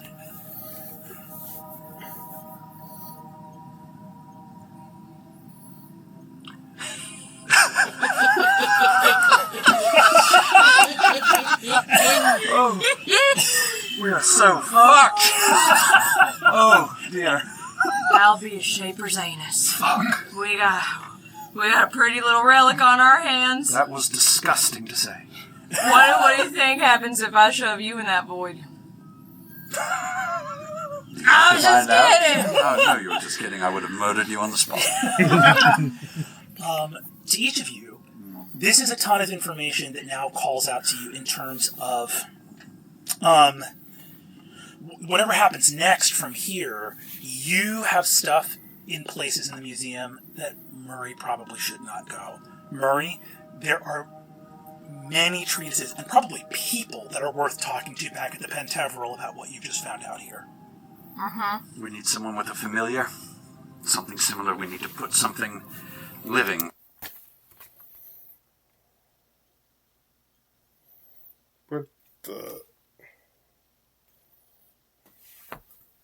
In there that we can see through. Oh. Not a person, but someone who can see through other people's eyes. We got a few puppies that I know. Well, can't make an omelette without breaking a few puppies, I suppose. Let's just go for it. All right, hang on. What? Wait, there are so many questions. First and foremost, what did Yazi want with this? This was his last... Yeah, that is a question of the fun thing, like, what he's specific about this, while he's also possession of the Night Song Stone, which is also something has a connection to the passage of souls to the afterlife.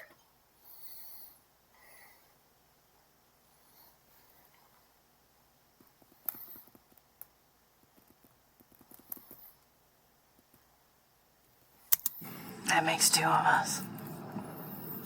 Look at that, we got more in common than what you think. Why do I like you? You're just awful.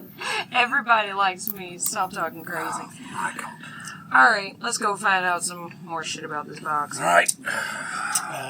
Murray, you head out, also having, your... So funny to say it. She has work to do. She's apparently she's also a professor.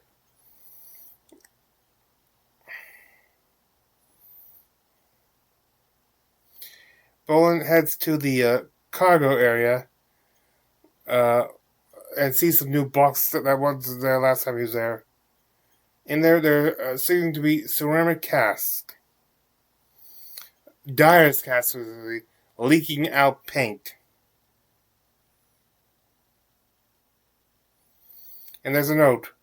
For Hal with all my love. We're not sure who... Question, this could be from Gazi. They don't actually say who it's from.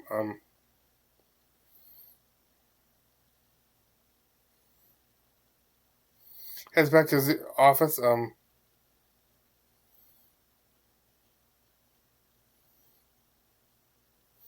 There, and then we head to another scene off to another part of the city, or maybe a city.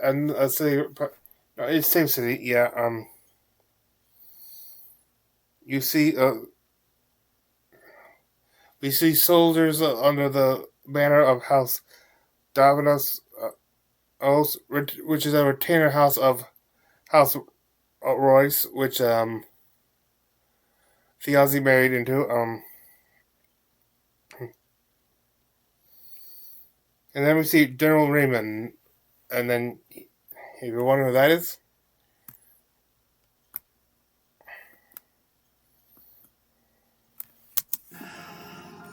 Julian!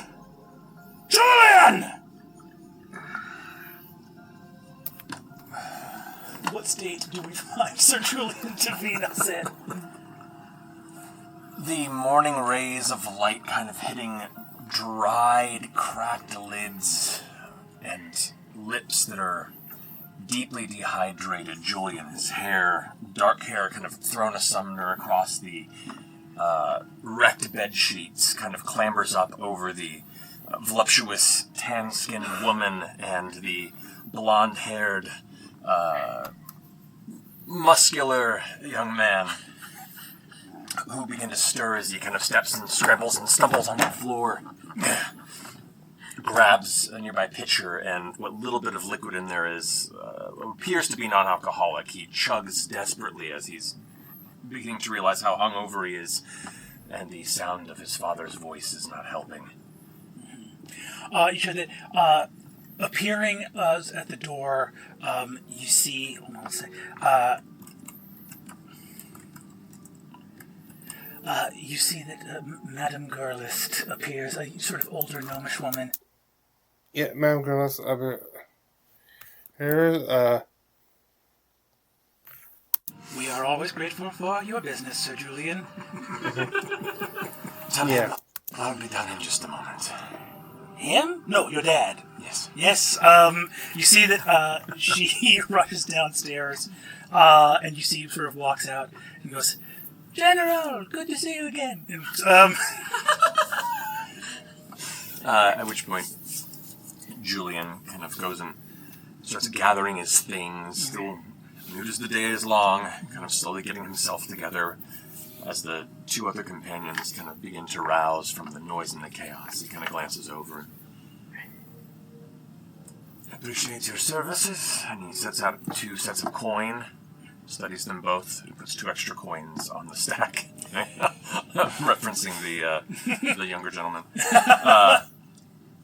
Until next time. Throws his capelet over his shoulder and with a deep breath steps into the center area of the brothel towards his father. You step out. As you step out, the guards of House Divinos all gauntleted hands to their breasts as they bow, and you see your father turns around and says, "Don't salute him!" As you step out, well, Julian, pleasure to see you, my son. Father, by what honor do you come on this gracious step beyond your comforts to greet my morning in person? Well, going to your chambers in the Divinos estate, I presumed I would find my son in the extremely expensive bed that we paid handsome money for, where we sleep in a strange city, when the husband of our liege lady has just been executed. So I thought maybe you'd be, I don't know, nearby? Does it feel to be wrong again? Your dad raises a hand to you, looks at the gauntlet, and starts to take it off, and by that time has calmed down enough.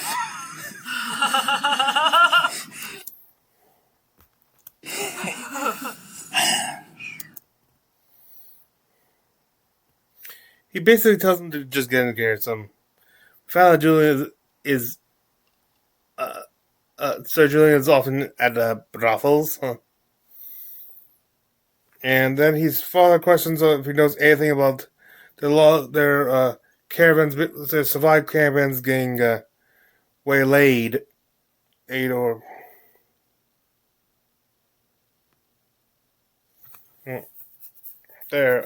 which Julian has not heard anything of. In other words, he says that's not my purview. Then his father asked him if he hear anything of note at the Ozzy's funeral. Apparently, he and Theozzy knew each other and had great respect. His father and Theozzy, great respect from the War of the Axe, the one before the Falcons War. We found out that Julian actually disobeyed his own father's orders to go when he went out and captured Thengazi. And when his father asked, it kept saying it was when his daughters asked, "Why do you have such hate for the man?" He kind of feels that his associate, he thought that were his. He believes that in his father's support of things, and stuff, he has sullied their house.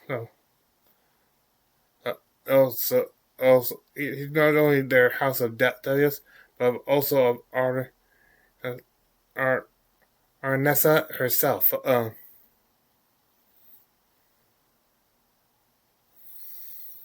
They reached their own house where Arnessa is there, and she's very worried about those wagons. Apparently, they were not really a lot earlier than what they thought they would. No idea who's actually behind this.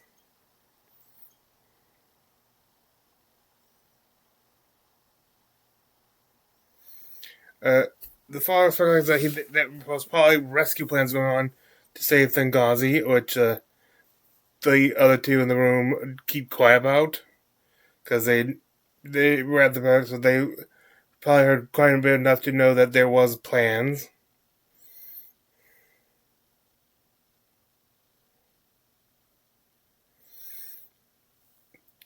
They also learned that the Shakonis are looking for one of their own who's gone missing. Perhaps suspected missing voluntarily, that they know something and stuff. And they want to find this missing member, get him to somewhere safe so they can know what's going on.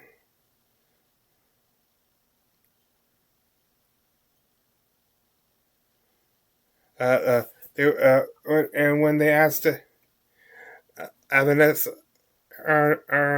to if they should cancel the gala with everything closed on, and said, no, appearances are the most important thing. We gotta keep them up. And said, not only does he said not to cancel, but said maybe even invite more people.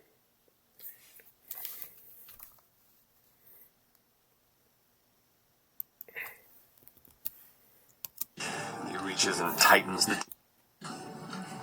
And I love you. He says, good. You are my eldest son. And he splashes a full pitcher of water in your face. And I love you. Do it then!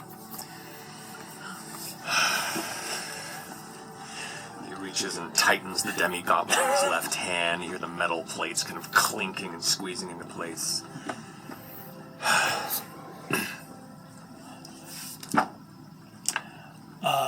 Wipe yourself off. You head forth from this place. Such a loving observation as, you're my eldest son. That's it. It's a great family dynamic. Yeah. Super healthy.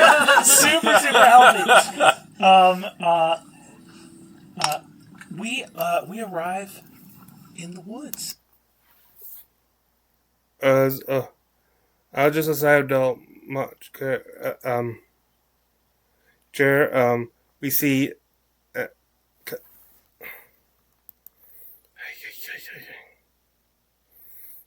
Too many names to Cadigan. Sleeping with Wolfric, using Wolfric as a pillow.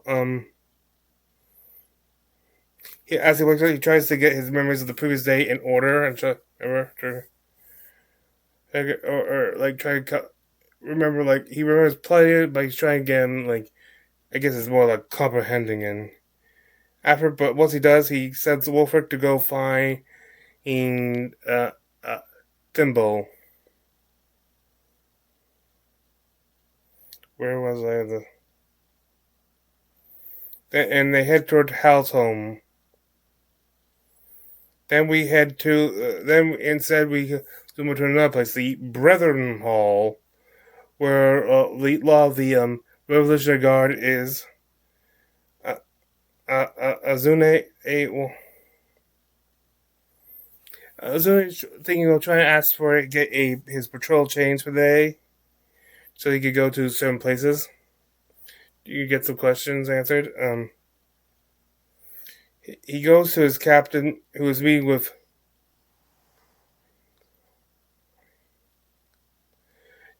Sir Einfausen, who is a member of the Lord's Advisory Council.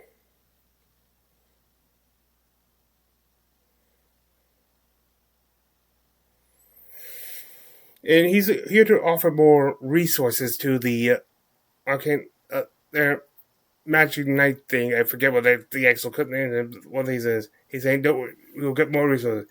In fact, they also mentioned how they'll probably be reallocating resources of other less efficient branches of the Revolutionary Guard to there, and those are being more cut. They can be the site can be used by the guards of the various thundered houses, which I think is which is kind of blatantly honest. It's a more attempt at the Lord's Council to usurp more power, or have those loyal to them help more running and more of the running.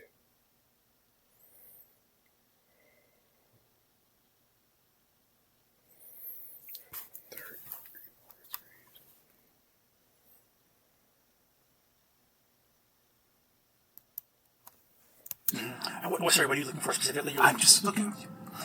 There's something about people who are power hungry. Yeah. When they finally pulled enough strings and positioned themselves for this very moment where he just looked at me and said, "I'm your new boss." And I just want to see how much pleasure there was behind his eyes, because if there's a hunger there for that kind of power, then it's just tasted something very sweet maybe, and I want to see if I can notice. Give me an insight check. And his insight is that this certain ice person is dangerous. Like, he's not relative. He's not being too upfront. He's more subtle with it, so, which means he'll be more sneaky with it.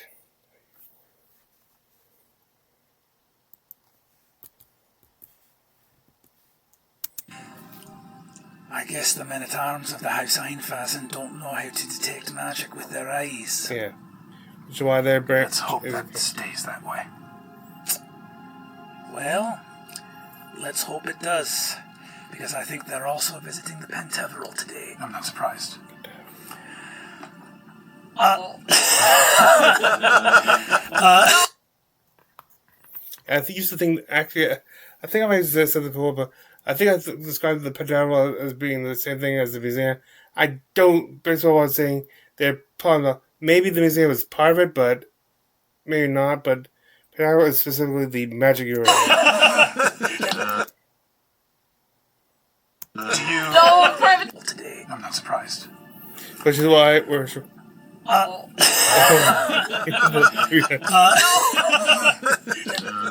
No privatizing government sanctioned organizations. No. College needs. No. With that, so much.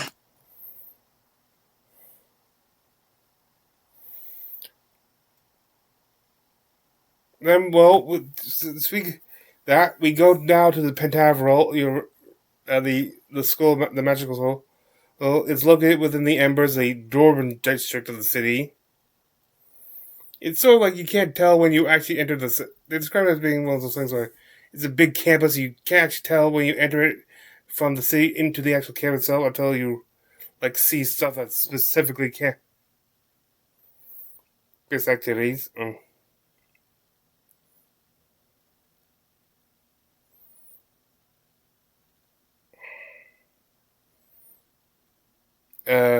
We see Murray there, and when one of the students, a student comes over saying that their Professor Talbottle, who's the DSF, has been sacked. Officially, he's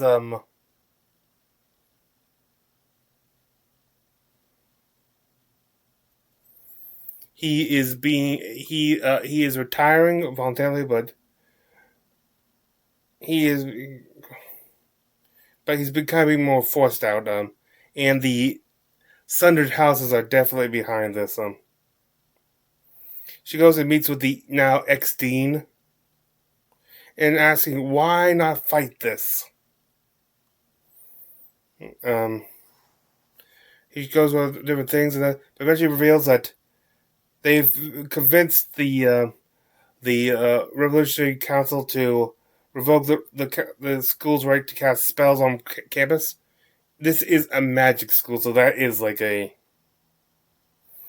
kind of absurdity. They're cracking down on magic uses of people who are magic uses that is not done in their name. Not by people their own people.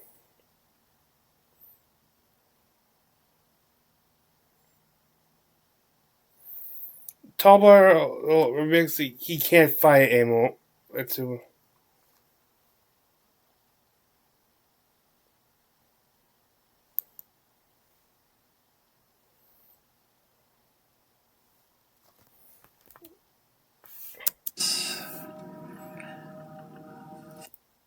for my son.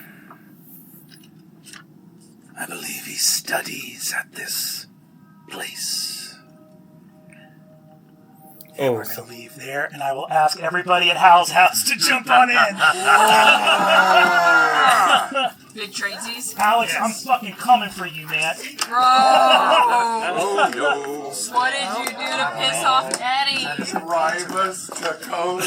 Primus Taconas. Wow. Cool. Cool. I may call people in. Oh, that's I think that's at a maybe moment's the notice. look. That may be the rogue member they're looking for. How hot is your dad? Do you want someone to jump over the other side just as we're open? Oh, I'll do it. Yeah. Oh, yeah. Okay. The morning of the next day, all of you awaken. And I'll ask Thimble and Octus, where are you sleeping in the house that night? If you sleep at all. I did, but I fell asleep on Thiazi. So. Falling asleep on Thiazi, just a small, as you awaken, the small mound of pixie dust that has surrounded you glowing on his chest. I think I took whatever room that was available for him to sleep in, but Pin stayed downstairs at the feet of the Aussie in case Thimble needed anything.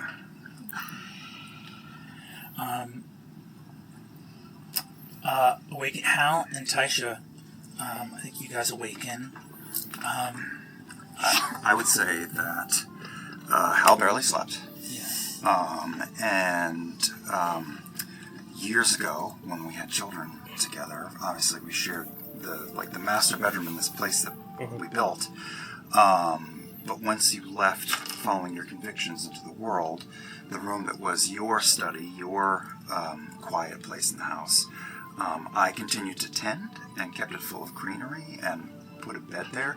And not to say that we haven't Say it. enjoyed each other's company on and off throughout the years. It's never assumed, and I've preserved this room for you, and I barely slept. So I'm coming to this room now to find you. Yeah.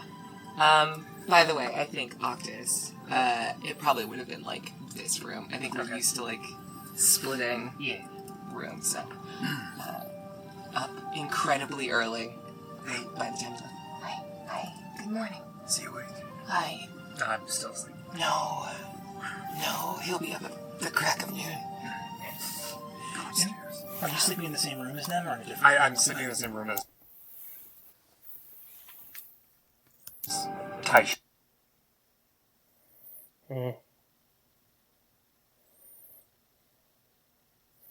We as people start waking up and stuff, we do find that her daughter Shadia seems to have some interest in Octus.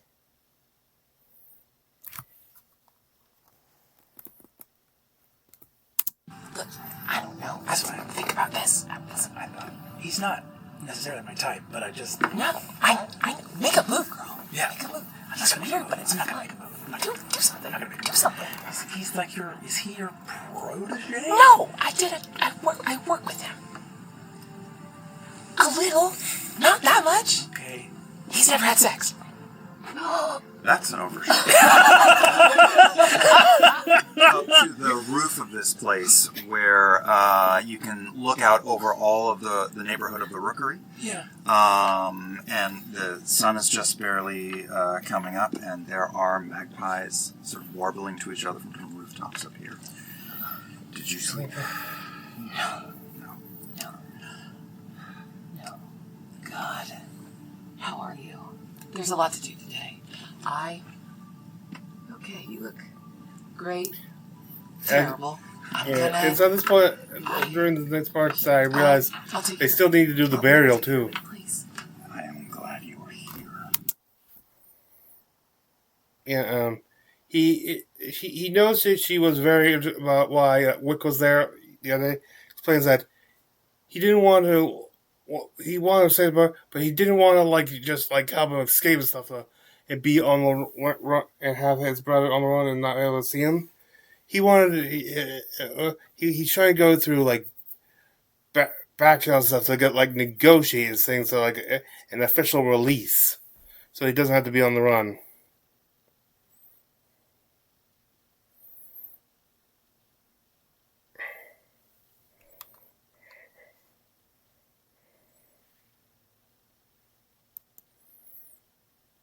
Mhm.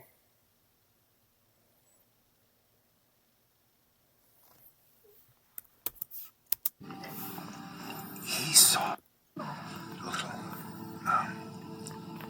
and he want to break all these chairs.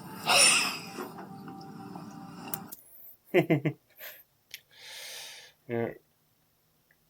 Yeah, he also explains like what he knows at some point, Tanazi counted his chains. Like it almost seemed as if he saw something in the sky. Something at the execution.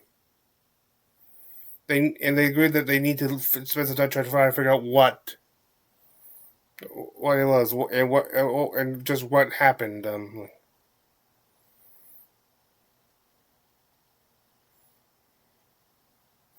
Also, he recommends Hal recommends to make some time with Shai, who's still a little mad about her actions during the coffin incident.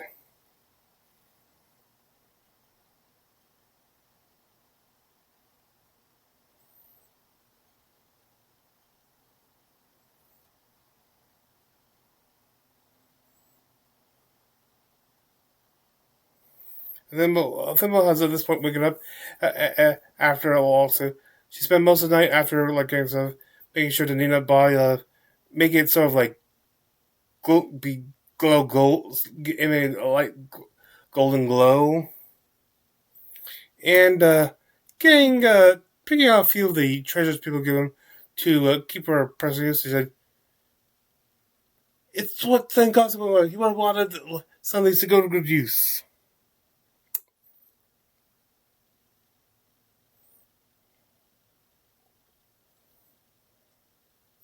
But she does also promise to find out who did this. Who caused this to happen to him. Is it here that Cadigan?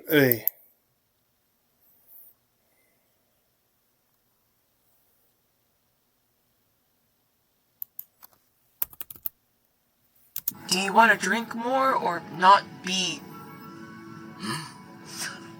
And he just starts eating the shepherd's pie with his. Yeah. Shepherd's water. Do you want? Shepherd's pie, kitchen, and some ale, and just set it out. Shepherd's water. Do you want to drink more or not be?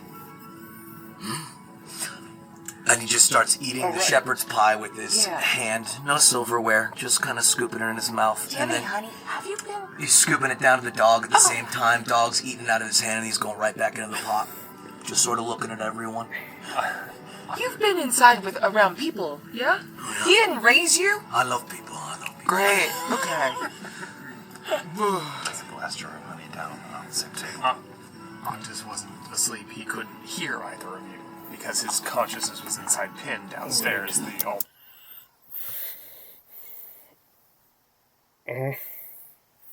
And since he wasn't asleep, he decides to cut the connection and come down.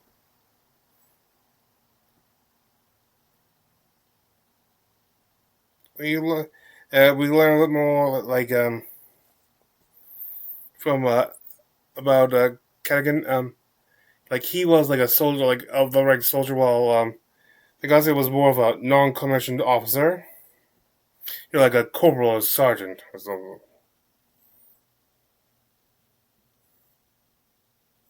And just as to make absolute, and then Cadigan, just to make absolutely sure, cast Spare the Dying on Tagazi. And it didn't work, of course, so.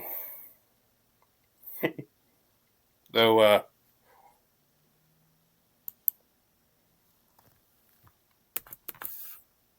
Here, this moment. Like an insight check? An insight check. Okay. He's been alive this whole time. Gotcha! just imagine if that actually worked. Anyway. Now imagine if you called that here. Yeah. What was that? Would you roll? It's a dirty 20. Dirty 20. You? Nope. Yeah, well, no, he's actually dead, so. they wonder if Octus can come with them today. He still needs to be disguised while hanging around. Like, I guess he's still a wanted man himself.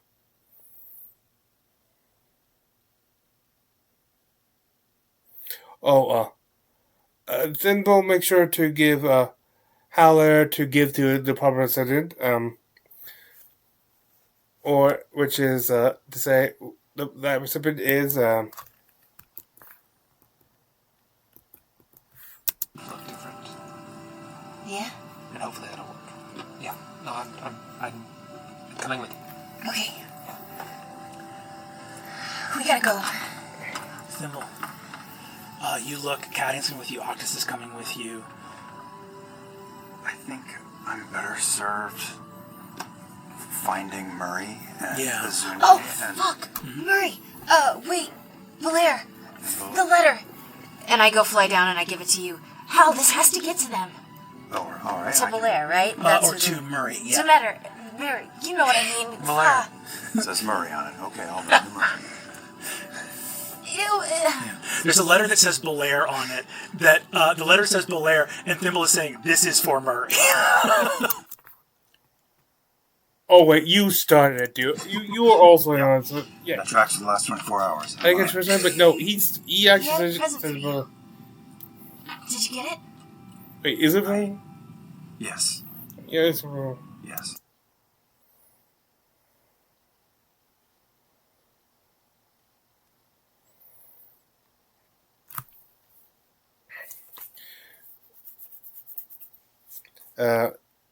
Now, Hal tells Thimble the Aussie's actual last message to her. Then, What context? Tasha. You're respectable. Who's that? True? I don't know. What context? I respect so you. cool. I respect you too. You didn't tell me you were respectable. Okay, calm down, yeah. I like it. As Taisha and Hal remain here at home with their daughter, Thimble, you head out with Cadigan and Octus. Disguise self. Before we leave the house. Look shady. Shadier Okay. than you already look. I don't look shady. I make myself look like very much realizing who I'm with. An approximation of someone who looks like Cadigan. I'm just nudging the shit out of Shadia, like, You see that Shadia goes, "It's nice to meet you." Nice to meet you too. Nice to meet you too. That's good. Wow. Can you make yourself Is that stink your like real? him? Yeah. It's a musk. Seems like that's a waste of magic. As you guys head up, let me know how long disguise self In less than an hour, I will need to kind of duck away at some point to refresh it. Yes. So you go ahead. I think you get there on a second casting. Yeah, You'll get far enough in the city that you arrive there. Thimble, as you head out through the city, you see it before you. There is a tavern, a sign, no letters on it, but a sign with just a scratched picture of a tall stone tower. It's this tavern located in the Caravan Hill on Caravan Hill, where like all the trade of the city goes through, like the incoming trade comes through. It's actually one of the places, the guiding places for the crow keepers. Yeah, and Thimble goes and asks her if they've seen Castigat. One second.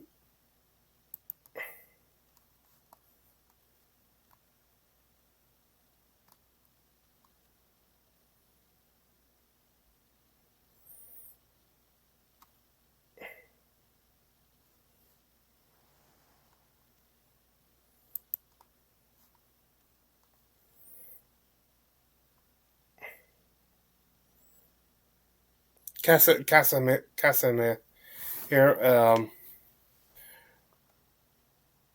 Er, Here, as they try to lie, but then she hears from the back. Someone says, "Send her in," and this is where she sees someone she herself identifies as Solomon, and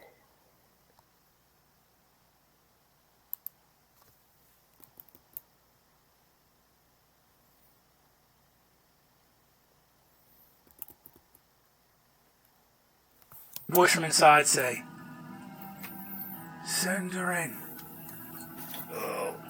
In the bar, wearing a sort of brimmed, double-ridged hat, black felt, long black coat, thin silver chain, is an older figure. You would recognize this as a gentleman. You don't know if it's his name, but people call him Solomon. You. Thimble, is that right? So, Good to see you, my me friend. too. Who are you looking for? I'm looking for Casimir. Has he been around? Last few days? Last day? Give me a persuasion check. Let's fucking go, Tinker Hell. That ain't good. That ain't good at all. That's a 5. Hey, Laura. Roll initiative. Oh! And we're gonna say goodbye. Actually, give me 3 initiative rolls right here. I'm gonna mark them down. I bet they won't get up. Okay. 25. 25 for Thimble. Okay, that's 25 for Thimble. Damn. That is 21. Oh my god, come on. 21 for Octus. What do we get here? I'm just lollygagging by the bar. I got a 12. 12 for Cadigan. Hell yeah. Thimble. These people are not creative, and as many times before, you hear the whistling right behind you of someone with a burlap sack. And that's where we're going to say goodbye.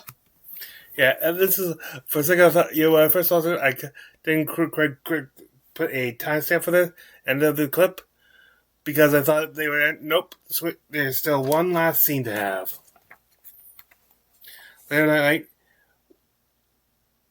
Throughout that day, Wick has been attending to his duties, teaching Tierney about the religion,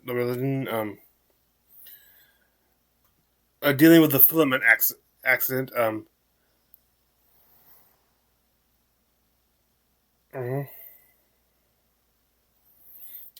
He also explains to Tierney what the filament is. Supposedly it is the the energy universe made physical. Well, it says that it's used to empower the righteous there. And it says that even his tattoos themselves are made of filament. Or of filament. And she asked, and Tyrion asked, how's that created stuff? He explains he tells us it's a process, a complicated process, and then she asks what he thinks of Tio, or he says he's a big guy, sort of stuff, and this, but he does. I think his opinion has changed because of the talking of his brother, with his grandmother, he's easily susceptible. I'm not sure how susceptible he'll be after what's coming. His father and enemy, and he entered and tell them to come. The Photarch has made a decision and won't have to lie after tonight. Filament is convinced he's about to get promoted. Not Philip. Wick is convinced he's about to get promoted.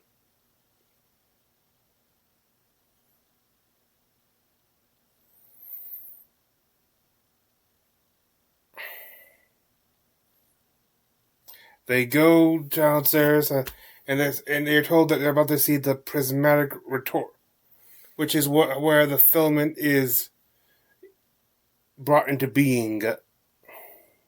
Is where filament is created.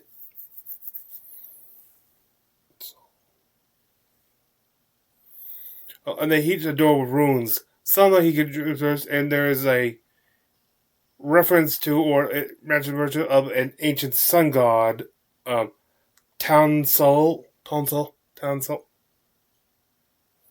Oh, and who I guess in the version is considered like a false god. And then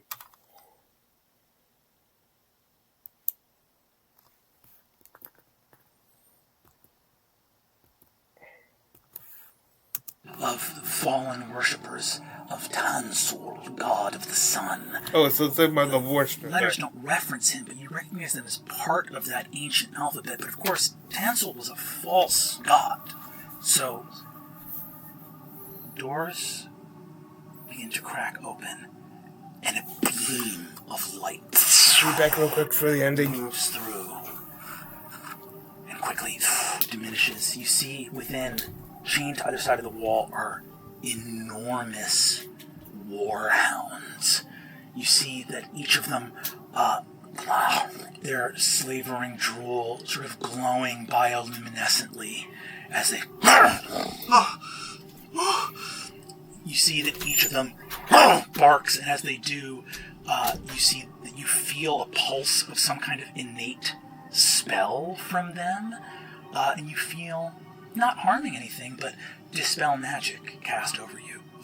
Do I know these creatures? They look maybe of a similar kind to your Uncle Felonius's. He has got some war dogs, but these ones are much bigger. And you see that each of them... Do not be afraid. Thank you. My eyes are locked on Wick, and also occasionally staring daggers at Enmity. You look at the word as you look over their eyes. You see that there are golden plates affixed over their eyes, solid. As you walk forward, another set of doors opens. Have I ever been this far deep down? This is all brand new. The fourth tenet of the seven shining tenets. The beam is only seen by the anointed. The sacred glyphs shimmer only to the family of flame. They will be revealed to me tonight. Hey, can I say something really quick before we go further? Yes, but make it quick. Yeah, I just wanted to say that I know I haven't been really easy to work with these past couple months. And I'm really sorry about that. Oh, thank you. Thank you for that. You've made great progress, and I'm proud of what you've accomplished. Can't wait for more. Wiki! You see the Photarch is down here. Oh, boy. You see that she's dressed not in sort of like outer regalia, but like a simple sort of white gown. She looks like she's very comfortable down here. She smiles and says, "Oh, my little lovey, it's good to see you. Hello, Tyranny. Welcome. Behold, candles light in this almost cathedral-esque basement, like a windowless cathedral here in the basin. And you see that there is an enormous stone sarcophagus that is set in with these massive, fibrous, what look like, almost like massive ropes or threads coming off of it, but you see that they are shuddering and gleaming bright. The sarcophagus is pitched up. It is easily 40 feet tall. Overhead. Stones and sigils carved throughout it.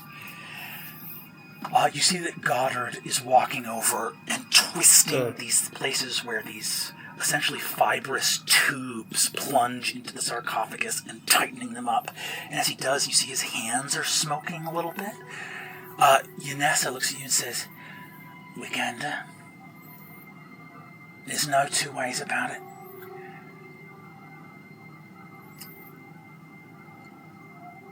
The love I hold for you is as true as the foundations of the earth.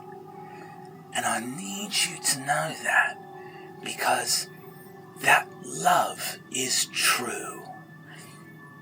However, some of the things I have told you in your life have not been true. Oh. Yeah. And so, Look at I him. suspect that there may be some points where you feel rattled, unsure, your legs taken out from under you. And you see a tiny, papery old hand touches your cheek. So the thing I need you to hold on to when everything else goes away is I love you. I love you too, grandmother. Your ability to wield the light is a gift.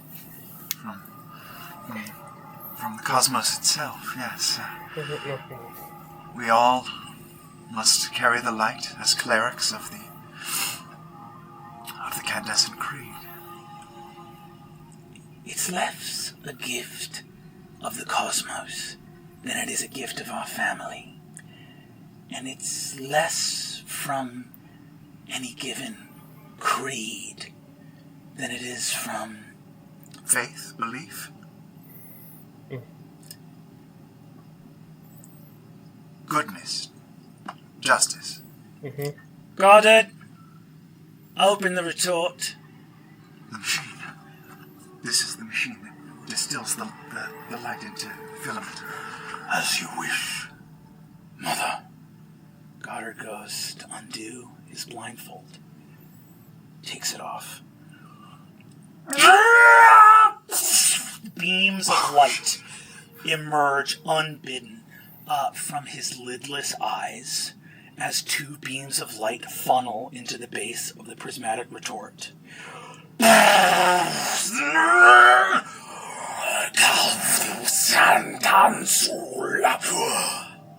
The runes of the sarcophagus Still alight, incantation. and they begin to open. Give both of you, I need a strength saving throw. Sure, that's what we do. Hey, pretty good. Dirty 20. 15. 15. Tyranny, you stand strong. Wikander, you are thrown back 10 feet. Sure. Oh. It's all right. I can see better back here. I go and I, hold on, it's okay. You look up, and as your eyes adjust, you see your father kneeling, reasserting and refixing the blindfold on his face. As the retort opens, gleaming light. This is not a sarcophagus. It's an Iron Maiden. And within it is a 30-foot tall angel, chained with taps like that removes the sap from maple trees, gushing blood out as the angel, chained with its head against the inner workings, its featherless wings spread out and splayed against the inside of the machine, roars out like a screaming titan as rows and rows of unpointed teeth within its mouth gnash furiously. It blasts forth bilious, gleaming blood over its shining body. Claws and feet reaching forward against the chains. Inessa turns to you. Oh, this will be... Wiki, I'd like you to meet your grandfather. That's all for this episode. Critical Role. Oh, wait, no, go.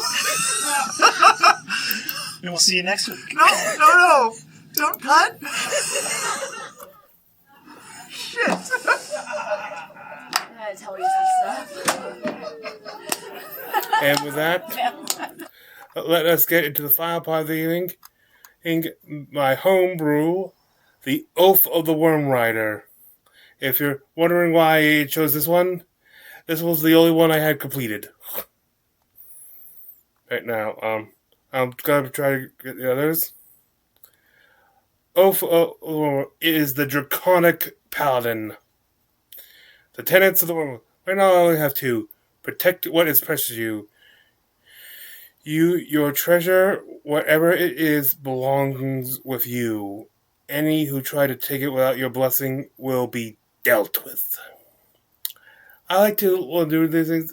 Usually there'll be more potential uploads, but there also can wiggle room for those who don't want to play the good guy paladin. Even in this one, seek higher deals. The greater the power, the more callings you will have.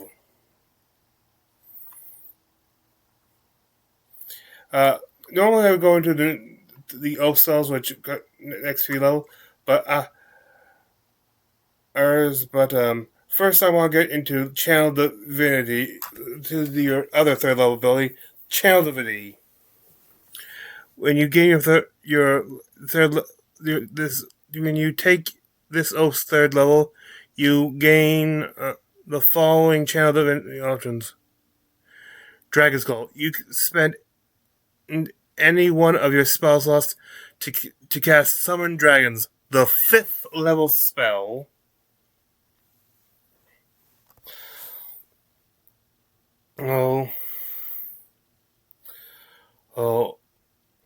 Without concentration. Now, it's a 5th level spell, that'd be powerful. And a 5th level concentration spell that can be cast early on. Without that is good. However, there are limitations. If the spell is cast with the spell slot below 5th level, for every level below 5th, the Draconic Spirit loses that much AC. Normally, it's like a 14 AC plus the spell level above 5th, or just spells level. So it actually loses AC at this point.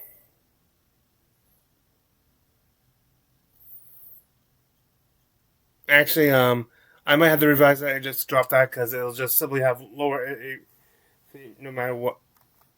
Okay, but it definitely loses 10 HP per level below, as long as 5 feet of movement from all three of its movements. Like it's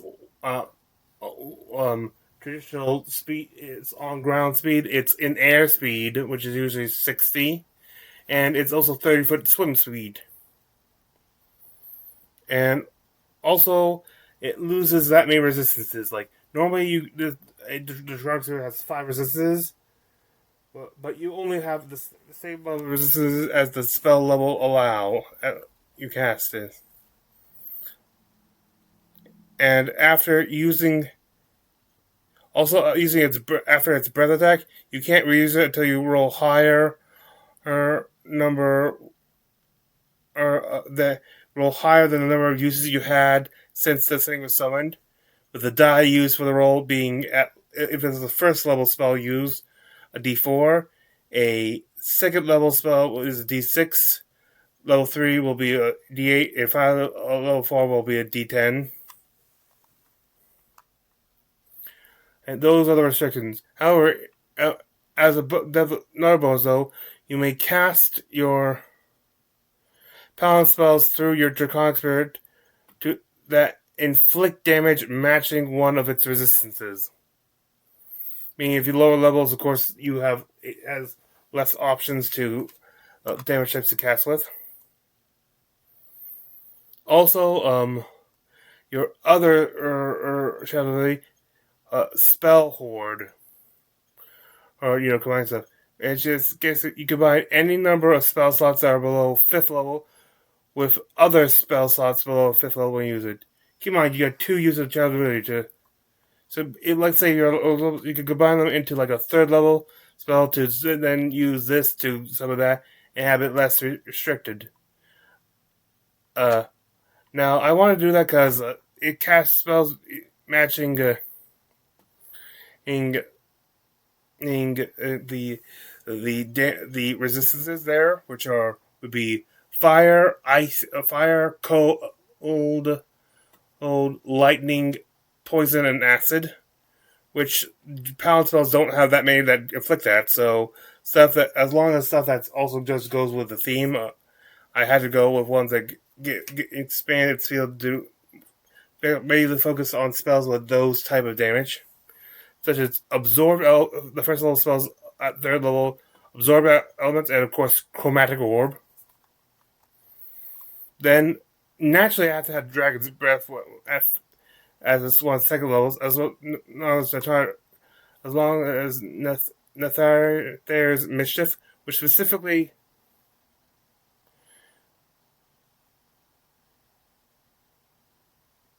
it mentions like you fill a scoop of magic, which is either Fey or Draconic. It's deadly Draconic. Ashar, this one literally lets you blast Dragonfire out of your feet to increase your speed, so happy there. As well as, this is like the one spell here, I think, which is already in a paladin spell, but I included it. Elemental Weapon.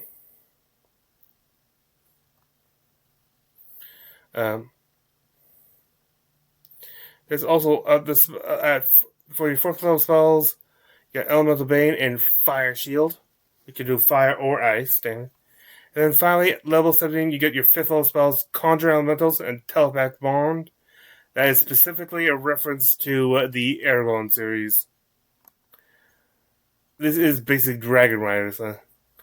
Now, then, up next, you have your Paladin Aura, which is the basis for the next the other two. Those two.